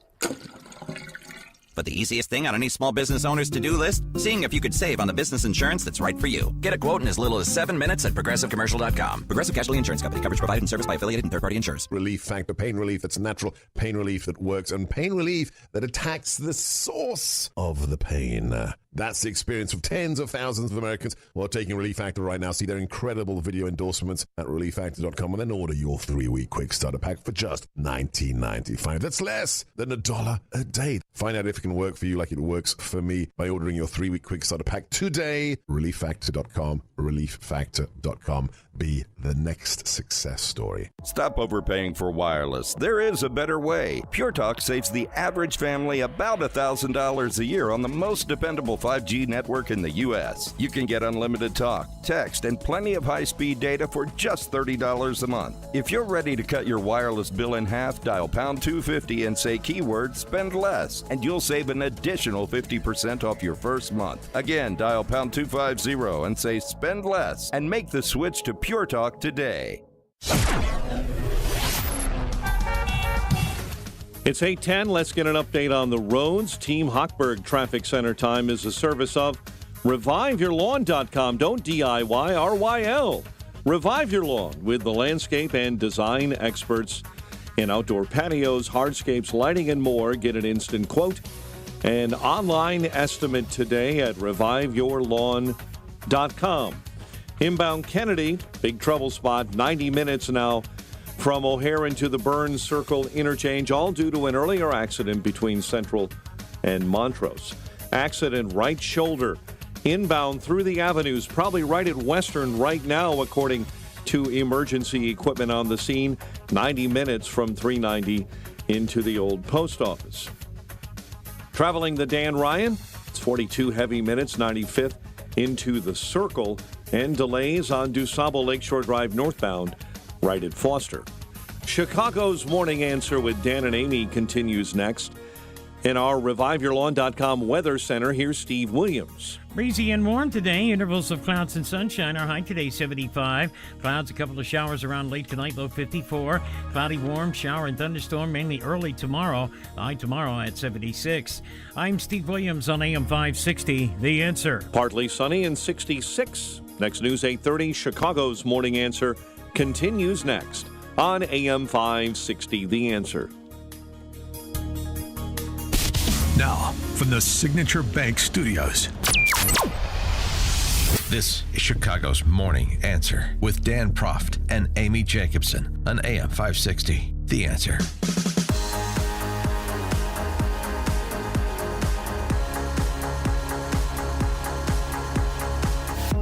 Top of the morning, Dan and Amy. So, a Columbia sociology professor, Debbie Bescher, she knows what's going on here. What was going on at Columbia before NYPD came and told Model Hamas it's time to vacate to Hamilton Hall. So you call it Model Hamas, I call it glamping for Palestine, because there's still 4 dozen plus universities that have glamping sites. Oh, there's more than that. I mean, they're all over the Western world at this point. You know, it's copycatism. We want to be, we see who can out-temper tantrum who. Yeah. A Columbia sociology professor, Debbie Bescher, gets it, though. She gets it. What's really going on here is a well-orchestrated conspiracy by MAGA Republicans. This is a deep thinker, sociology professor at the Ivy League. So let me turn the floor over to her, please. The administration has been making choices for months to go along with the demands of the MAGA Republicans and the right to ruin our universities, to turn our universities into a police state and to repress our students' speech. And they're just following that playbook. So you think some of this is political? I think a lot of it is political. This all started after the congressional hearing a few weeks ago. Yeah, so there it is, spelled out. Now you know. This is what you see on college campuses from these pro-Islamist terrorist cosplayers is not George Soros. It's not the well-established and well-funded Students for Justice in Palestine groups and the other professional agitators on campus that have been there for generations, dating back to the inception of the boycott, divest, the BDS movement, boycott, divest, sanction movement that started. And I remember very well when I was at Northwestern 30 years ago. No.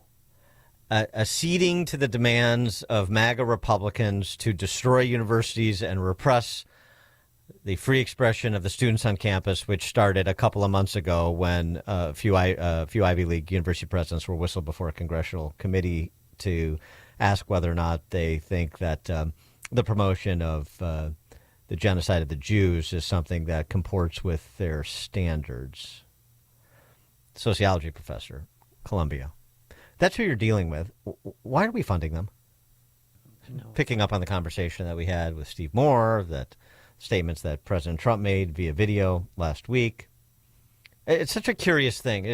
Republicans have a real difficult time turning off the spigot of other people's money to not just their political enemies, but America's philosophical enemies. It's the most curious thing. So let's explore that, among other topics, a little bit with our friend Brian Stile. He, of course, is a Republican congressman from Wisconsin, representing Wisconsin's first, Kenosha area, just north of the Cheddar Curtain there. And he joins us now. Brian Stile, thanks for joining us, as always. Appreciate it. Thanks for having me on. I know the House Republicans announced they're going to do a look-see into federal funding of colleges and so on and so forth. I mean, what is there to see? Shouldn't we have a hand with the kinds of money that's spent and the kind of endowments that particularly these elite universities have? It doesn't seem like there's much investigation that's required. What's required is a proposal and some political capital be spent in advance of a proposal to do something about it. You're absolutely right as to how unserious some of our nation's universities have become, and they continue to allow these types of protests to go on rather than actually enforcing the law and making sure that every student knows they have a right to be safe on campus. What we have seen House Republicans do is, in particular, after some of the nation's elite universities go after the endowment side of these universities that continue to fund some of the challenges that we see. The biggest battle we have right now is President Biden is trying to go around congressional authority and simply complete the spigot turn on by canceling out student loans, which we know is simply transferring that debt to every American. And so at the end of the day, the battle we have in the short term is preventing President Biden from using his trying to use unconstitutional power to actually cancel the student debt. And then we're going to have to dig in further, as you correctly note, as it relates to the funds that are going to these universities. The endowments are first on the list. Yeah, I mean, I know the power of the purse is tenuous because the majority is tenuous in the House, and where everything is an eye towards November.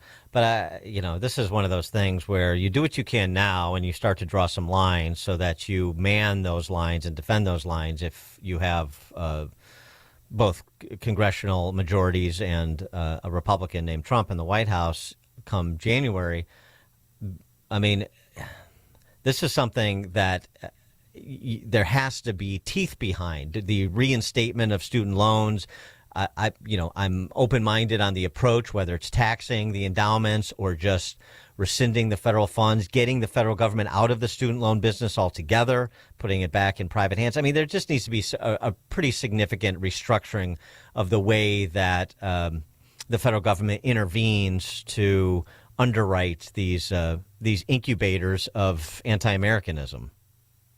Well, in everything the government comes in and subsidizes, whether or not it's education or healthcare, it grows, it becomes more expensive, it becomes unwieldy, and it doesn't serve the purpose for which it was created. And so what we need to be doing is coming back to core conservative principles, which is getting the government out of the way.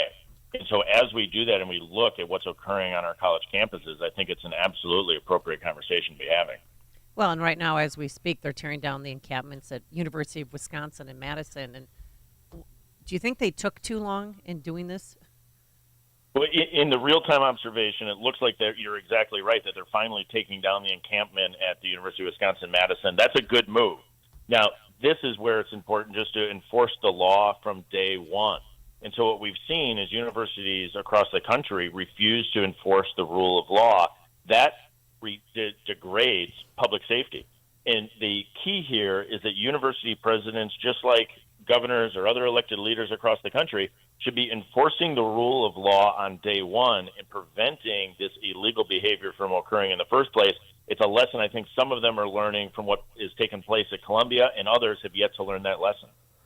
So Bill Maloogian, Fox News, has some new data on Biden's parole program, particularly the CHNV program, which is Cuba, Honduras, Nicaragua, Venezuelan migrants being flown into this country. DHS data that shows during an 8-month stretch from January through August of last year, 200,000 migrants were flown into the United States via this program. 80% of them arriving in Florida, Miami, Fort Lauderdale, Orlando, Tampa. But he has a list of the distribution of the 200,000 across 15 cities, including Chicago, which was only 500 as compared to, say, well, as you said, 80% of them, 161,000, the state of Florida. So with respect to this illustration of the lawlessness at the border and the sort of all of the open borders policy. In addition to impeaching Mayorkas, what, if anything, can House Republicans do between now and November? Or is this all just documenting, making the arguments, and then presenting the choice in November? I mean, this is an all-of-the-above approach to try to stop what President Biden's doing. But our efforts to try to stop this in the courts have continually come up short. The public pressure to get Biden to change course has continued to come up short. The inability of us leveraging some of these spending bills, again, the one that I voted against and others, to be able to get border security has not shown up. And then at the end of the day, this is going to be the importance of electing President Trump. People are going to have a choice, in particular in key states like my home state of Wisconsin. If you want to have continued open borders, it's a vote for President Biden and the Democrats. Yep. And if you want to actually get serious about securing the border, we're going to have to change the White House and reelect President Trump. It's pretty clear that that's the only path that's in front of us to secure this border at this point. Well, tell us about Trump's visit today in Wisconsin. Yeah, very exciting. President Trump is going to be at the Waukesha Airport this afternoon in Wisconsin. And it's going to be a great contrast about where we are today as a country and where we were under President Trump. It's great that he's coming to the state. This is frustratingly his only day off of the week because of the trial that continues to take place by the Democratic DA of New York. But him coming to Milwaukee, him coming to Waukesha, talking directly to voters and contrasting in particular his policies on the border to President Biden's open border policies, the more we're doing that, the more likely we're going to be to win in November. I wanted to play this clip of an exchange between Matt Gaetz and Secretary of Defense General Lloyd Austin over U.S. presence in Gaza. We're building and manning this pier. Our troops are. And the possibility that American soldiers get pulled into armed conflict in the Middle East. This exchange, take a listen. Ms. Locken just said there'll be about 1,000 U.S. service members operating a pier system off of Gaza. How many of them will have guns, Mr. Secretary? Well, typically all of the deployed service members carry guns, and they have the ability to protect themselves if challenged. So if someone from land in Gaza shoots at our service members who are on the $320 million pier that we're building, you're telling me our service members can shoot back? They have the right to return fire to protect themselves. Now, well, do we think that's like? So now I want to move to the likelihood that you think someone from land in Gaza might shoot at our service members on this pier. Do you think that that's a likely scenario? That's possible. Yes. This is a very telling moment, Mr. Secretary, because you've said something that's quite possible that could happen, right? Shots from Gaza on our service members, and then the response, our armed service members shooting live fire into Gaza. That is a possible outcome here so that we can become the Port Authority and run this pier. Right? That's correct. I expect that we will always have the ability to protect ourselves. Don't you think that counts as boots on the ground? President Biden told the country that we weren't going to have boots on the ground in Gaza. And we won't. Okay, but you guys parse the distinction between, like when Americans think boots on the ground, they think Americans in harm's way or engaged actively in a conflict. You guys seem to be sort of saying that boots on a pier connected to the ground, connected to service members shooting into Gaza, doesn't count as boots on the ground? It does not. I think you're going to find the American people have a different perspective on that. And if we're going to have people shooting into Gaza, we probably should have a vote on that, pursuant to our war powers. Gaetz isn't always good, but sometimes he is. I think that was a moment that he appropriately raises and says, so if we're going to have American soldiers in harm's way, then we should probably talk about it and maybe have a vote under the War Powers Act. Is that a fair point that Gaetz raises with respect to Austin? Well, I think in particular he raises how ridiculous the Biden administration is for this attempt at engagement in Gaza. It's obviously an area that's hostile to the United States, and putting our service members literally on a pier connected to land, as Matt Gaetz correctly notes there, it doesn't seem like the right move. And the president doing this should really come to Congress and confirm that this is what the American people want, because I don't think at the end of the day, this is what the American people want. The president putting our service members in such a precarious situation, 1,000 men and women who've signed up to serve the United States to protect our interests. Putting them in harm's way in this manner is not appropriate, and I think the president should be held accountable for this type of an action. So where is the House Republican caucus on this after the fight over the foreign aid package that Speaker Johnson led? I mean, are we going to hear something akin to what Gates just said from Speaker Johnson on this topic? Are we going to be beset by? I know Massey and MTG are supposed to have a press conference today about moving to unseat Speaker Johnson. So where does the committee and the caucus stand now, so that we, again, at minimum, hear arguments and taking positions and forcing the issue coming from the House Republican caucus? Well, I think what you see a couple of things playing out. So you have Speaker Johnson in an incredibly difficult job, I think doing an admirable job under incredibly difficult circumstances. Then you have the question of what can we get done here to the end. I think one of the biggest roles that we're going to have is conducting oversight over this administration in every aspect of the administration. And so you correctly noted earlier about the oversight that we need to have on the Department of Education. We need to make sure we're having that at the Department of Defense on their actions that are occurring in Gaza. We need to have that in the Securities and Exchange Commission, where they continue to run roughshod on rulemaking. And so this is going to be bird-dogging this administration now until the end when we elect President Trump in November. Representative Brian Stile, Republican from Wisconsin's 1st Congressional, Kenosha area. Representative Stile, thanks for joining us, as always. Appreciate it. Thanks for having me on. Thank you, and he joined us on our turnkey.pro answer line. Connect with Dan and Amy on the AM 560 The Answer mobile app. Just text the word app to 64636 to download the app today. This is Seth Leibson for townhall.com. The dignity of the human, individual rights like freedom of speech and religion, women's equality, reliable standards of right and wrong, openness to other cultures and their ideas, these were the markers of Western civilization. But the Marxists of the 70s and 80s saw an opening for their revolution and foisted race onto the notion of the West. White, everywhere, stood for oppression. The chants of hey, hey, ho, ho, Western civ has got to go in the 1980s were a success. Adults did themselves no favors when they dismissed college students' odd ideologies, the defense of violence, euphemized with words like liberation, struggle, and social justice. We are witnessing a culmination. Those youth are now professors filling key positions of leadership. We are on the wrong road. C.S. Lewis put it that progress means doing an about turn and walking back to the right road. And in this case, the man who turns back soonest is the most progressive man. We could use that sort of progressive just about now. I'm Seth Leibson. All right, this is the worst time of year to be suffering from joint pain. You can't enjoy outdoors like you used to. And if you're tired of achy joints, contact our good friends at QC Kinetics before you agree to surgery or steroids or medications. That's what tens of thousands of real-life patients around the country did, like Julie. A doctor told Julie the only way she could get relief was knee replacement surgery. Well, guess what? She went to QC Kinetics for a second opinion. She did not choose surgery. Julie isn't limping around anymore. She's riding her bike and going for hikes. She tells everybody she meets about QC Kinetics. QC Kinetics is partnered with medical director Dr. Michael Scheinkup, a pioneer in this field with 20 years of clinical work, teaching, and publishing. Now, I'd love to talk about your success story next, so don't wait. Call QC Kinetics today. The consultation's free with Saturday appointments available.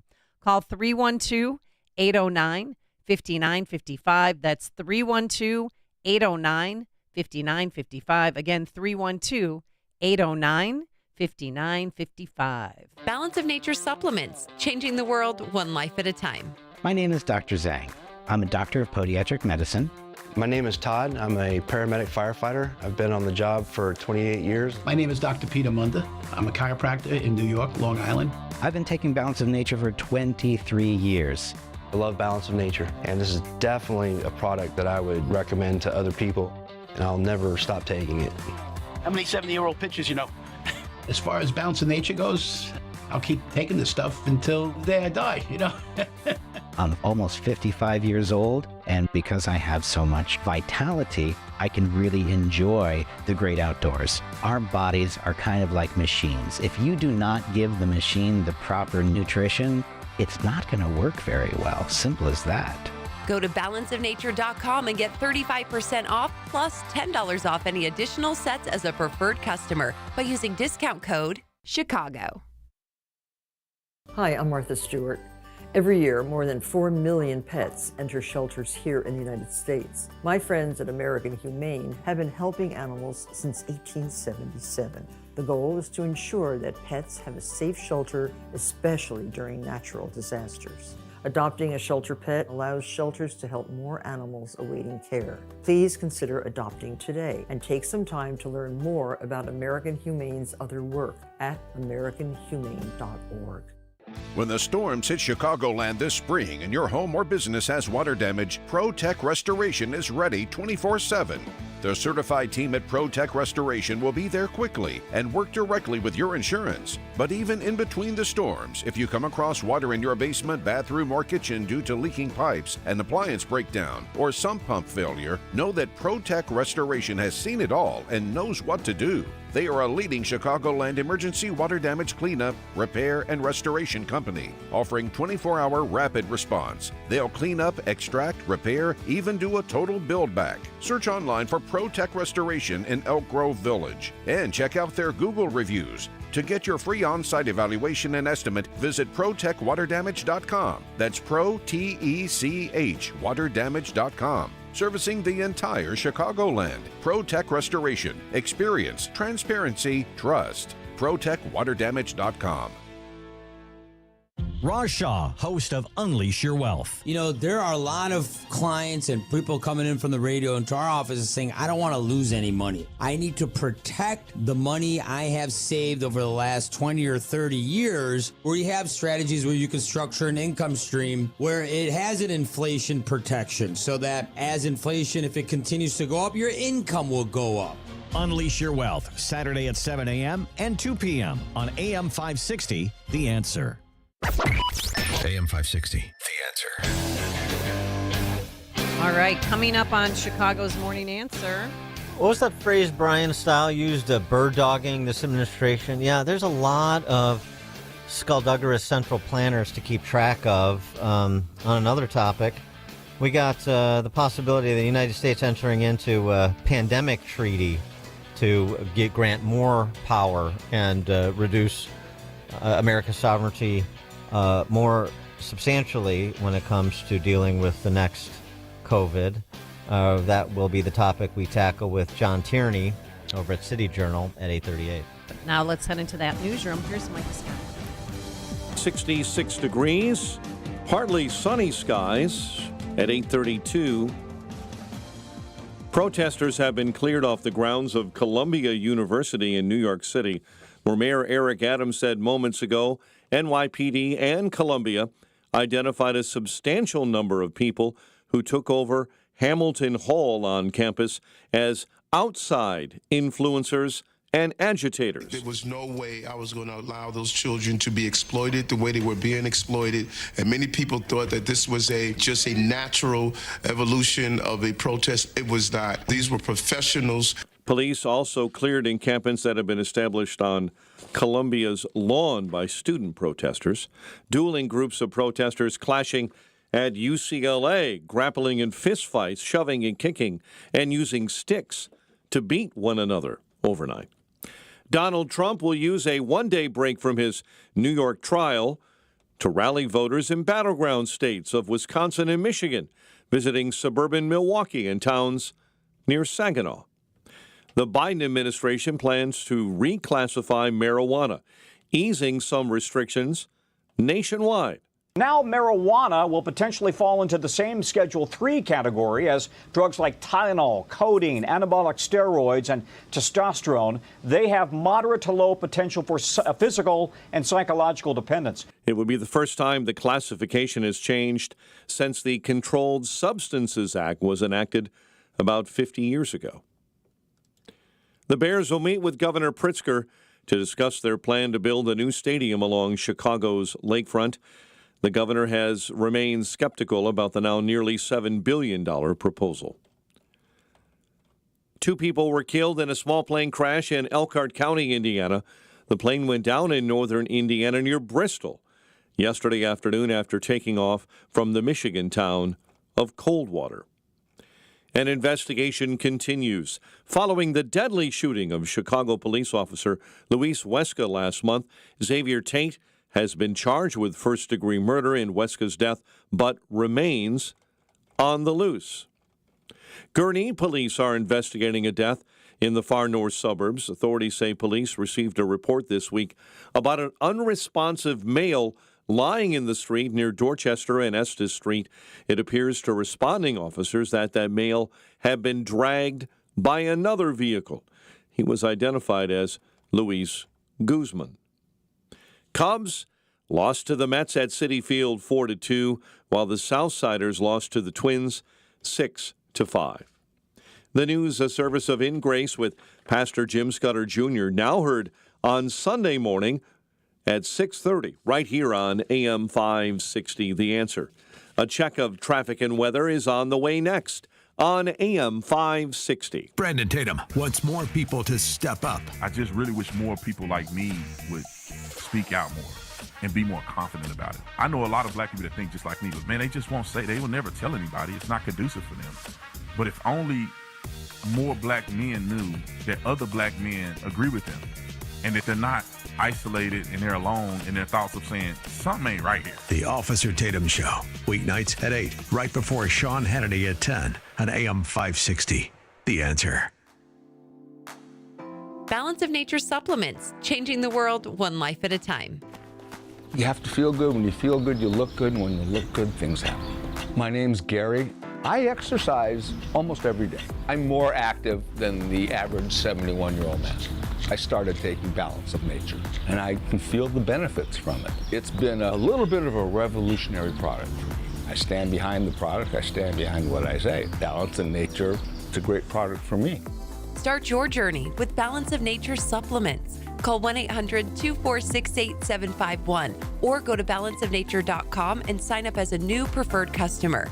And for a limited time, get 35% off your first order, plus $10 off any additional sets with free shipping and our money-back guarantee. Go to balanceofnature.com or call 1-800-246-8751 and get this special offer by using discount code CHICAGO. This hourly segment is brought to you by charlesequipment.com, keeping you powered up no matter what the conditions. charlesequipment.com. 8:37, let's get an update on the roads. Team Hochberg Traffic Center time, a service of Mattress Firm. Mattress Firm's Memorial Day sale is here. Save up to $700 on select mattresses from top brands. Shop a wide selection of quality beds at every price. Plus, get a free adjustable base with qualifying purchase at Mattress Firm's Memorial Day sale. Valparaiso, Indiana.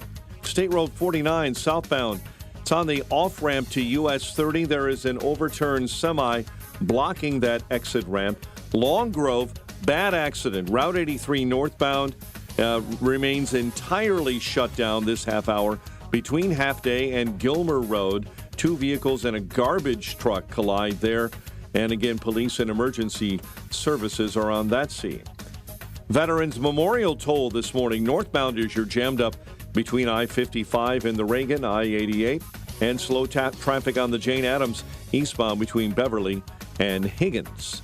Chicago's Morning Answer with Dan and Amy continues next. AM 560 Weather Center forecast in our ReviveYourLawn.com Weather Center. Breezy and warm, intervals of clouds and sunshine. High 75, couple of showers overnight, low of 54. Mostly sunny and 66. Your next news update is at 9. Chicago's Morning Answer continues next on AM 560, The Answer. Now, from the Signature Bank Studios. If you're looking for the latest news, insight into what it means, and the sharpest opinion, there's only one station in Chicago where you can turn, and it's this one. We're AM 560, The Answer. Top of the morning, Dan and Amy. One of the hopes I cling to is that the everyman understands what's happening. Okay. Has good instincts on the bull jive being peddled by those who seek to lord over him. And that hope was confirmed by this New Yorker who was asked about the situation at Columbia University. By the way, somebody else observed, too, Columbia University, where they hand out the Pulitzer Prize, closed off to the press. The ironies are just endless. 300 plus people were arrested overnight. So his take, a guy who was, by the way, wearing a T-shirt, "Don't trust the media." So this is perfect, example, perfect test of the everyman, commonsensical everyman. Does he get it? His T-shirt says he gets it, and so did his comments on those model Hamas cosplayers at Columbia. Do you think the majority of these college students honestly know exactly what they're protesting for? The majority of these college students are here on a government loan. They are studying something unbelievably stupid. They are basically being bilked for money. They have no idea. It's the next cool thing to do. The average person, I think, at these protests is the kid that isn't cool or good looking enough to be invited to a house party. So because they're not invited to a house party, they make their own, which is out here, which is why what happens when they summon these people with a flyer, 10,000 of them show up. These are 10,000 people with nowhere else to be. I love it. And then what happens, just to complete the story, is they grow up and they become people like animatronic Anthony Blinken. Or some functionary like Pamela Hamamoto at the State Department, representing the U.S. in negotiations for a forthcoming pandemic treaty that will begin in earnest in May when the WHO has its annual assembly in Geneva. So what could be in store for the U.S. there? What more will a future president, hopefully a future president named Trump, come January, have to undo when it comes to global pandemic planning? And this piece by John Tierney in the City Journal is great because it just gives you the typical, it illustrates the typical approach.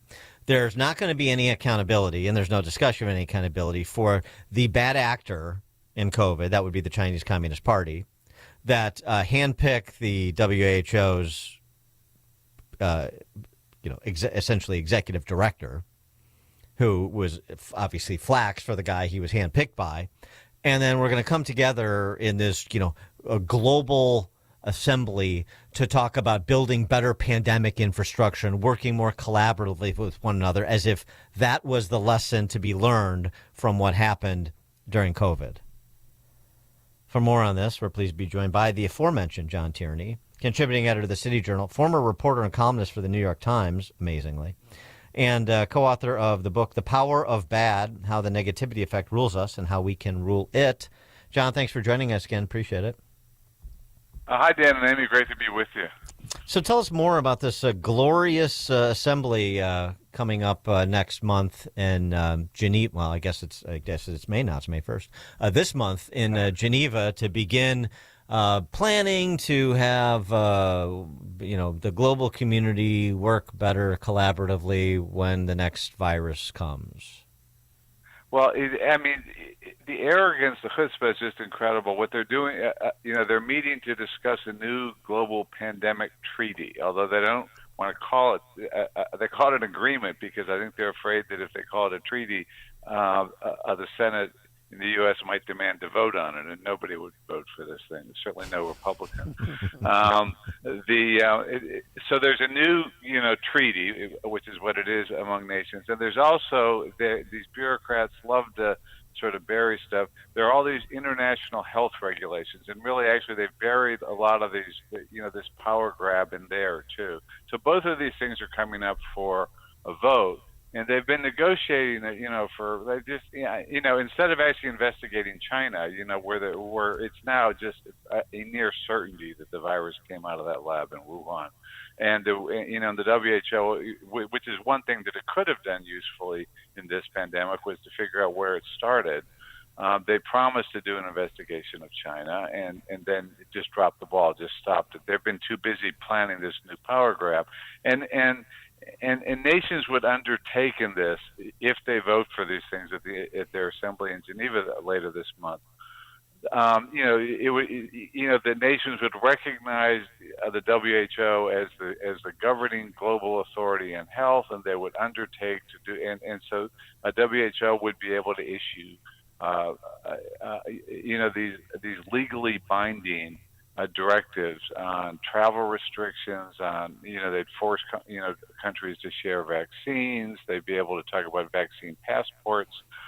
They would have all these new powers to order countries what to do, and the U.S. is going along with this in the sense that that diplomat that you mentioned who's been involved says we're very strongly committed to having a stronger global health infrastructure, which is exactly what we don't need. Is there any dispute that Tedros, who of course got re-upped just like COVIDian politicians in America, of course got re-upped. I mean, he didn't. He performed admirably throughout this. Sure, he did as a flack for the Chinese Communist Party. Is that even in dispute? Does anybody really dispute that that's who Tedros is and that's who he's under orders to follow, essentially? Well, yes. I mean, as you say, he was put in there with Chinese backing, and early in the pandemic, it was absurd. He was praising their response when, right. China first of all covered up the fact the virus was being spread by, from human to human. He praised their lockdowns. He praised their transparency. It was unbelievable. When they were destroying. They were. Basically just hiding data from their lab. And the lab we're just about certain that it came from that lab now. And, there's been more evidence this year. A couple of things have come out that just, that it's just undoubtedly there. And, I mean, the most important thing we could do to, for the next pandemic is make sure it doesn't start again in a lab.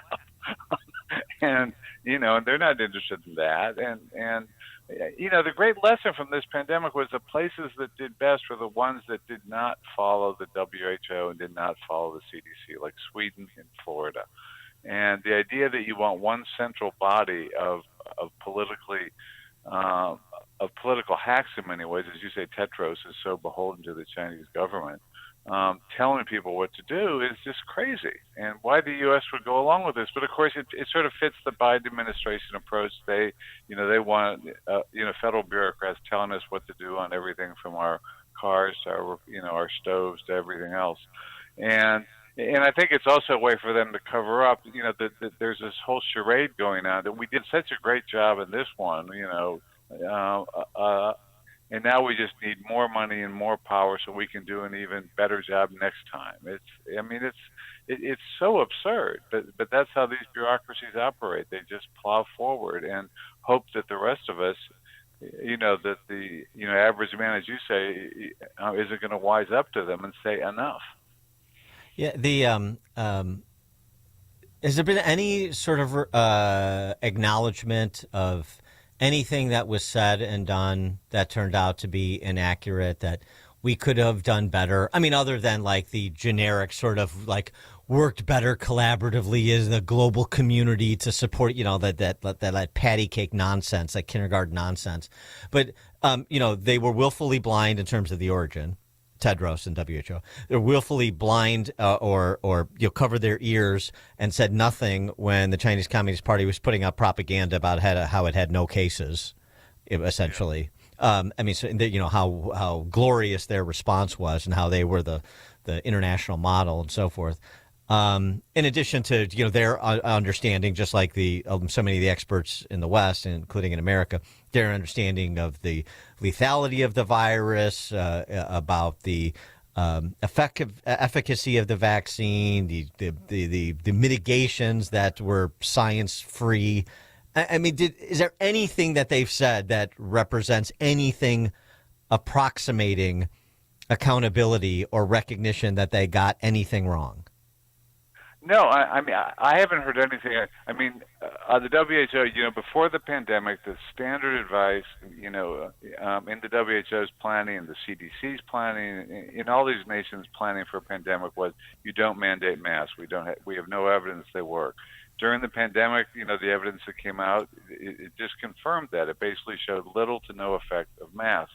Yet the WHO is still recommending masks, and so is the CDC. The CDC has been awful as far as their director Rachel Walensky went before Congress and said, yes, we did do some things wrong. We should have done more, which is, exactly the wrong lesson. We should have done more damage. And, Right. the one thing you can say for the WHO is that they're not as bad as the CDC. I mean, the U.S. has been an international outlier in terms of closing schools, in terms of, mandating masks for toddlers, in terms of, recommending vaccines for everyone 6 months older is, Europe doesn't do that. We are such an outlier in this craziness from the CDC. But we're still doing it, though. It's like we haven't learned because there's still, the commercials on TV, if you're pregnant, get this shot.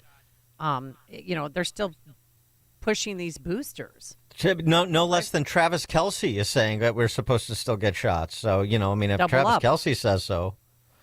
It's just insane. And, there's been evidence coming out this year that, that there's real, questions now about, especially the mRNA vaccines. When they look at the mortality statistics, it's not actually clear how many, the standard line has been that older people should get them, and it certainly maybe the initial shots. And a lot of people said that, yes, but now it's even questionable, how much they did reduce infections, but it's not clear that they really reduced deaths at all for those, the careful studies of that. So, yeah, the idea that we're pushing this for young people, vaccines, when there are known risks from them and essentially no benefits, and everyone's got natural immunity, or some kind of immunity to the vaccine by now. It's really so unethical and so irresponsible for to keep recommending these vaccines when we know that there are risks for young people, and we know that young people are it's essentially no risk from COVID, now that they have immunity. So it's just, it's really insane, and I'm just sorry that. Trump, I think, I've talked to Scott Atlas about this, who was one of the voices of sanity and who was on the White House task force and made no headway against Fauci and Deborah Birx. But he said, I think Trump gets it and that, he'll make some changes if he gets elected. He didn't do that well during the pandemic. He didn't fire Fauci. He was afraid to do that. But Atlas has said, I think he'll at least do something sane if he gets in office, whereas if Biden is reelected, it's just going to be more of the same and more pretending that, that it all worked before and we just need to do more. Well, what a statement that is that you made, that the only thing worse than the WHO is the CDC. So he needs, he need talk about personnel as policy. He needs to put Martin Kulldorff or somebody in charge of the CDC and that would be great. and completely recast that agency like so many others. Right. I would love to see some big budget cuts. They need to absolutely. They need to overhaul it, and it's obvious, and we spend more than any other country on this, and we get the worst result. It is the worst mistake in the history of the public health profession. Yeah, but how many CDC members do you think we're getting any kickbacks from Pfizer or other pharmaceutical companies? Well, there are these. Yeah, one of the big scandals of the pandemic is that there was just no attention paid to very low-cost possible treatments for COVID early, before there were vaccines. It was all, we're doing vaccines, and I think and a lot of these federal employees are getting, up to $150,000 a year in royalties from pharma companies, and one of the things that should be done is to stop that. And the whole push has been, it was all vaccine, and they refused to study other readily available, cheap, off the things. They wouldn't study them even. There was just no attention given to that. Things that could have made a difference early on that wouldn't have cost much. It was just all that, and that's their whole. And the WHO, they are funded. They have. They're funded by by countries, but they're also funded by big donors and by the drug industry. So there's a real incentive for the. It's a great. It's public choice economics 101. It's just agency capture, and we see this throughout government, and public health agencies are no exception. And so this is, they paper over it with something else that needs to be explained to more people. All this community of nations rap. As George Will famously said, yeah, community of nations. It's just a fiction. What does Portugal have in common with Eritrea? They're not part of the same community. They're nations, but everybody's different. They got different interests. So why don't you just worry about your own sovereignty and serving your own people? And if everybody does that, then the world will be a better place, kind of thing. But this is what we're getting in advance of this big WHO confab that needs to be addressed too. Exactly right. I mean, we need to decentralize this. One proposal City Journal had in one piece was that, one of the reasons that so many scientists remain, who knew that the lockdowns and the school closures were crazy, who knew that it was unethical to be mandating vaccines for young people at colleges and things like that. But that the funding, money, is controlled by NIH. That they're all dependent on Fauci and the rest of the NIH for their money, and so. And one proposal would be to take a lot of that money away from the federal government, from the National Institutes of Health, and give it to the states, maybe, so there isn't one source of money that just can shut down, that can intimidate the whole scientific establishment because the money is coming from one place. John Tierney, contributing editor of the City Journal, former New York Times reporter and columnist, co-author of the book The Power of Bad: How the Negativity Effect Rules Us and How We Can Rule It. John, thank you as always. Thank you, Dan. Thank you, and he joined us on our turnkey.pro answer line. Hear about the big stories of the day, then talk about them right here on Chicago's Morning Answer on AM 560. The Answer. The words you are about to hear are taken from letters sent in by members of the Trinity Debt Management Program. Dear Trinity, today I'm making my final credit card payment. Before I came to you, I was in a constant state of anxiety and panic, but now there is hope for my family's financial future. Working with Trinity made me understand that I'm not alone. You really do help people. Your kindness will never be forgotten. Without Trinity's support, I would not have achieved my lifelong goal of becoming debt-free. We saved a lot on interest and penalties, of course, but the reward was the gift of human kindness. Trinity has carried me through a very difficult time in my life. You're amazing. I used to feel so anxious and hopeless. Now I feel grace and peace. God bless Trinity as you continue to help others become debt-free. If credit card debt has you down, call Trinity at 1-800-990-6976. That's 1-800-990-6976. It's almost time once again for the annual AM 560 Golf Outing presented by Signature Bank. And this year, AM 560 is proud to partner with the Tunnel to Towers Foundation to help them support America's first responders and military heroes, including homeless veterans, and to help America never forget 9/11. This year, our golf outing is happening on Wednesday, June 19th at McRae Memorial Golf Club in Barrington. When you purchase a foursome to join us, you'll enjoy a full day of golf, meals, an awards reception, and a silent auction. And if you're a business owner, when you purchase a foursome, you'll also receive an AM 560 marketing package, which includes 25 one-minute commercials between 5 a.m. and 8 p.m. and a free digital marketing analysis. And we also have twosomes available in addition to foursomes. Reserve your foursome today at 560theanswer.com/golf. That's 560theanswer.com/golf. Sponsored in part by Control Point Engineering, Waukegan Roofing, and by Crosscom Public Adjusters.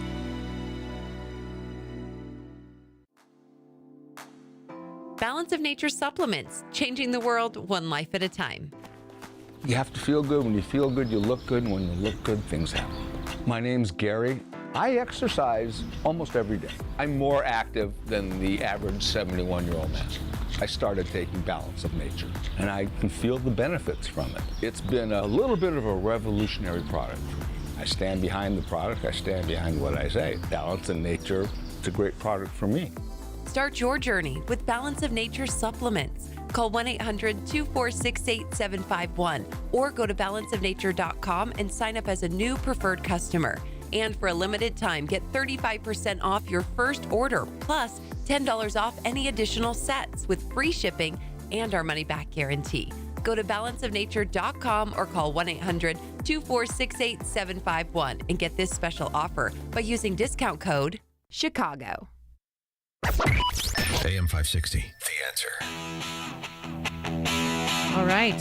Deputy, anything to add? Yeah, I'll be over a little bit later to do a wellness check on Bubba after your screed in support of dog killing. I'm not. Unbelievable. Just walk in our shoes. Me and Christy Nome have more in common than you think. Yeah, apparently. But I would never put it in a book. All right, thanks so much for making us part of your morning, part of your lives. Thanks to Justin Kosick and Quinn McCarthy. Couldn't do it without them. Now into the newsroom we go. Here's the best in the biz, Mike Scott. DePaul students launched their own pro-Palestinian protest. The Bears to meet with Pritzker aides today about a new dome stadium.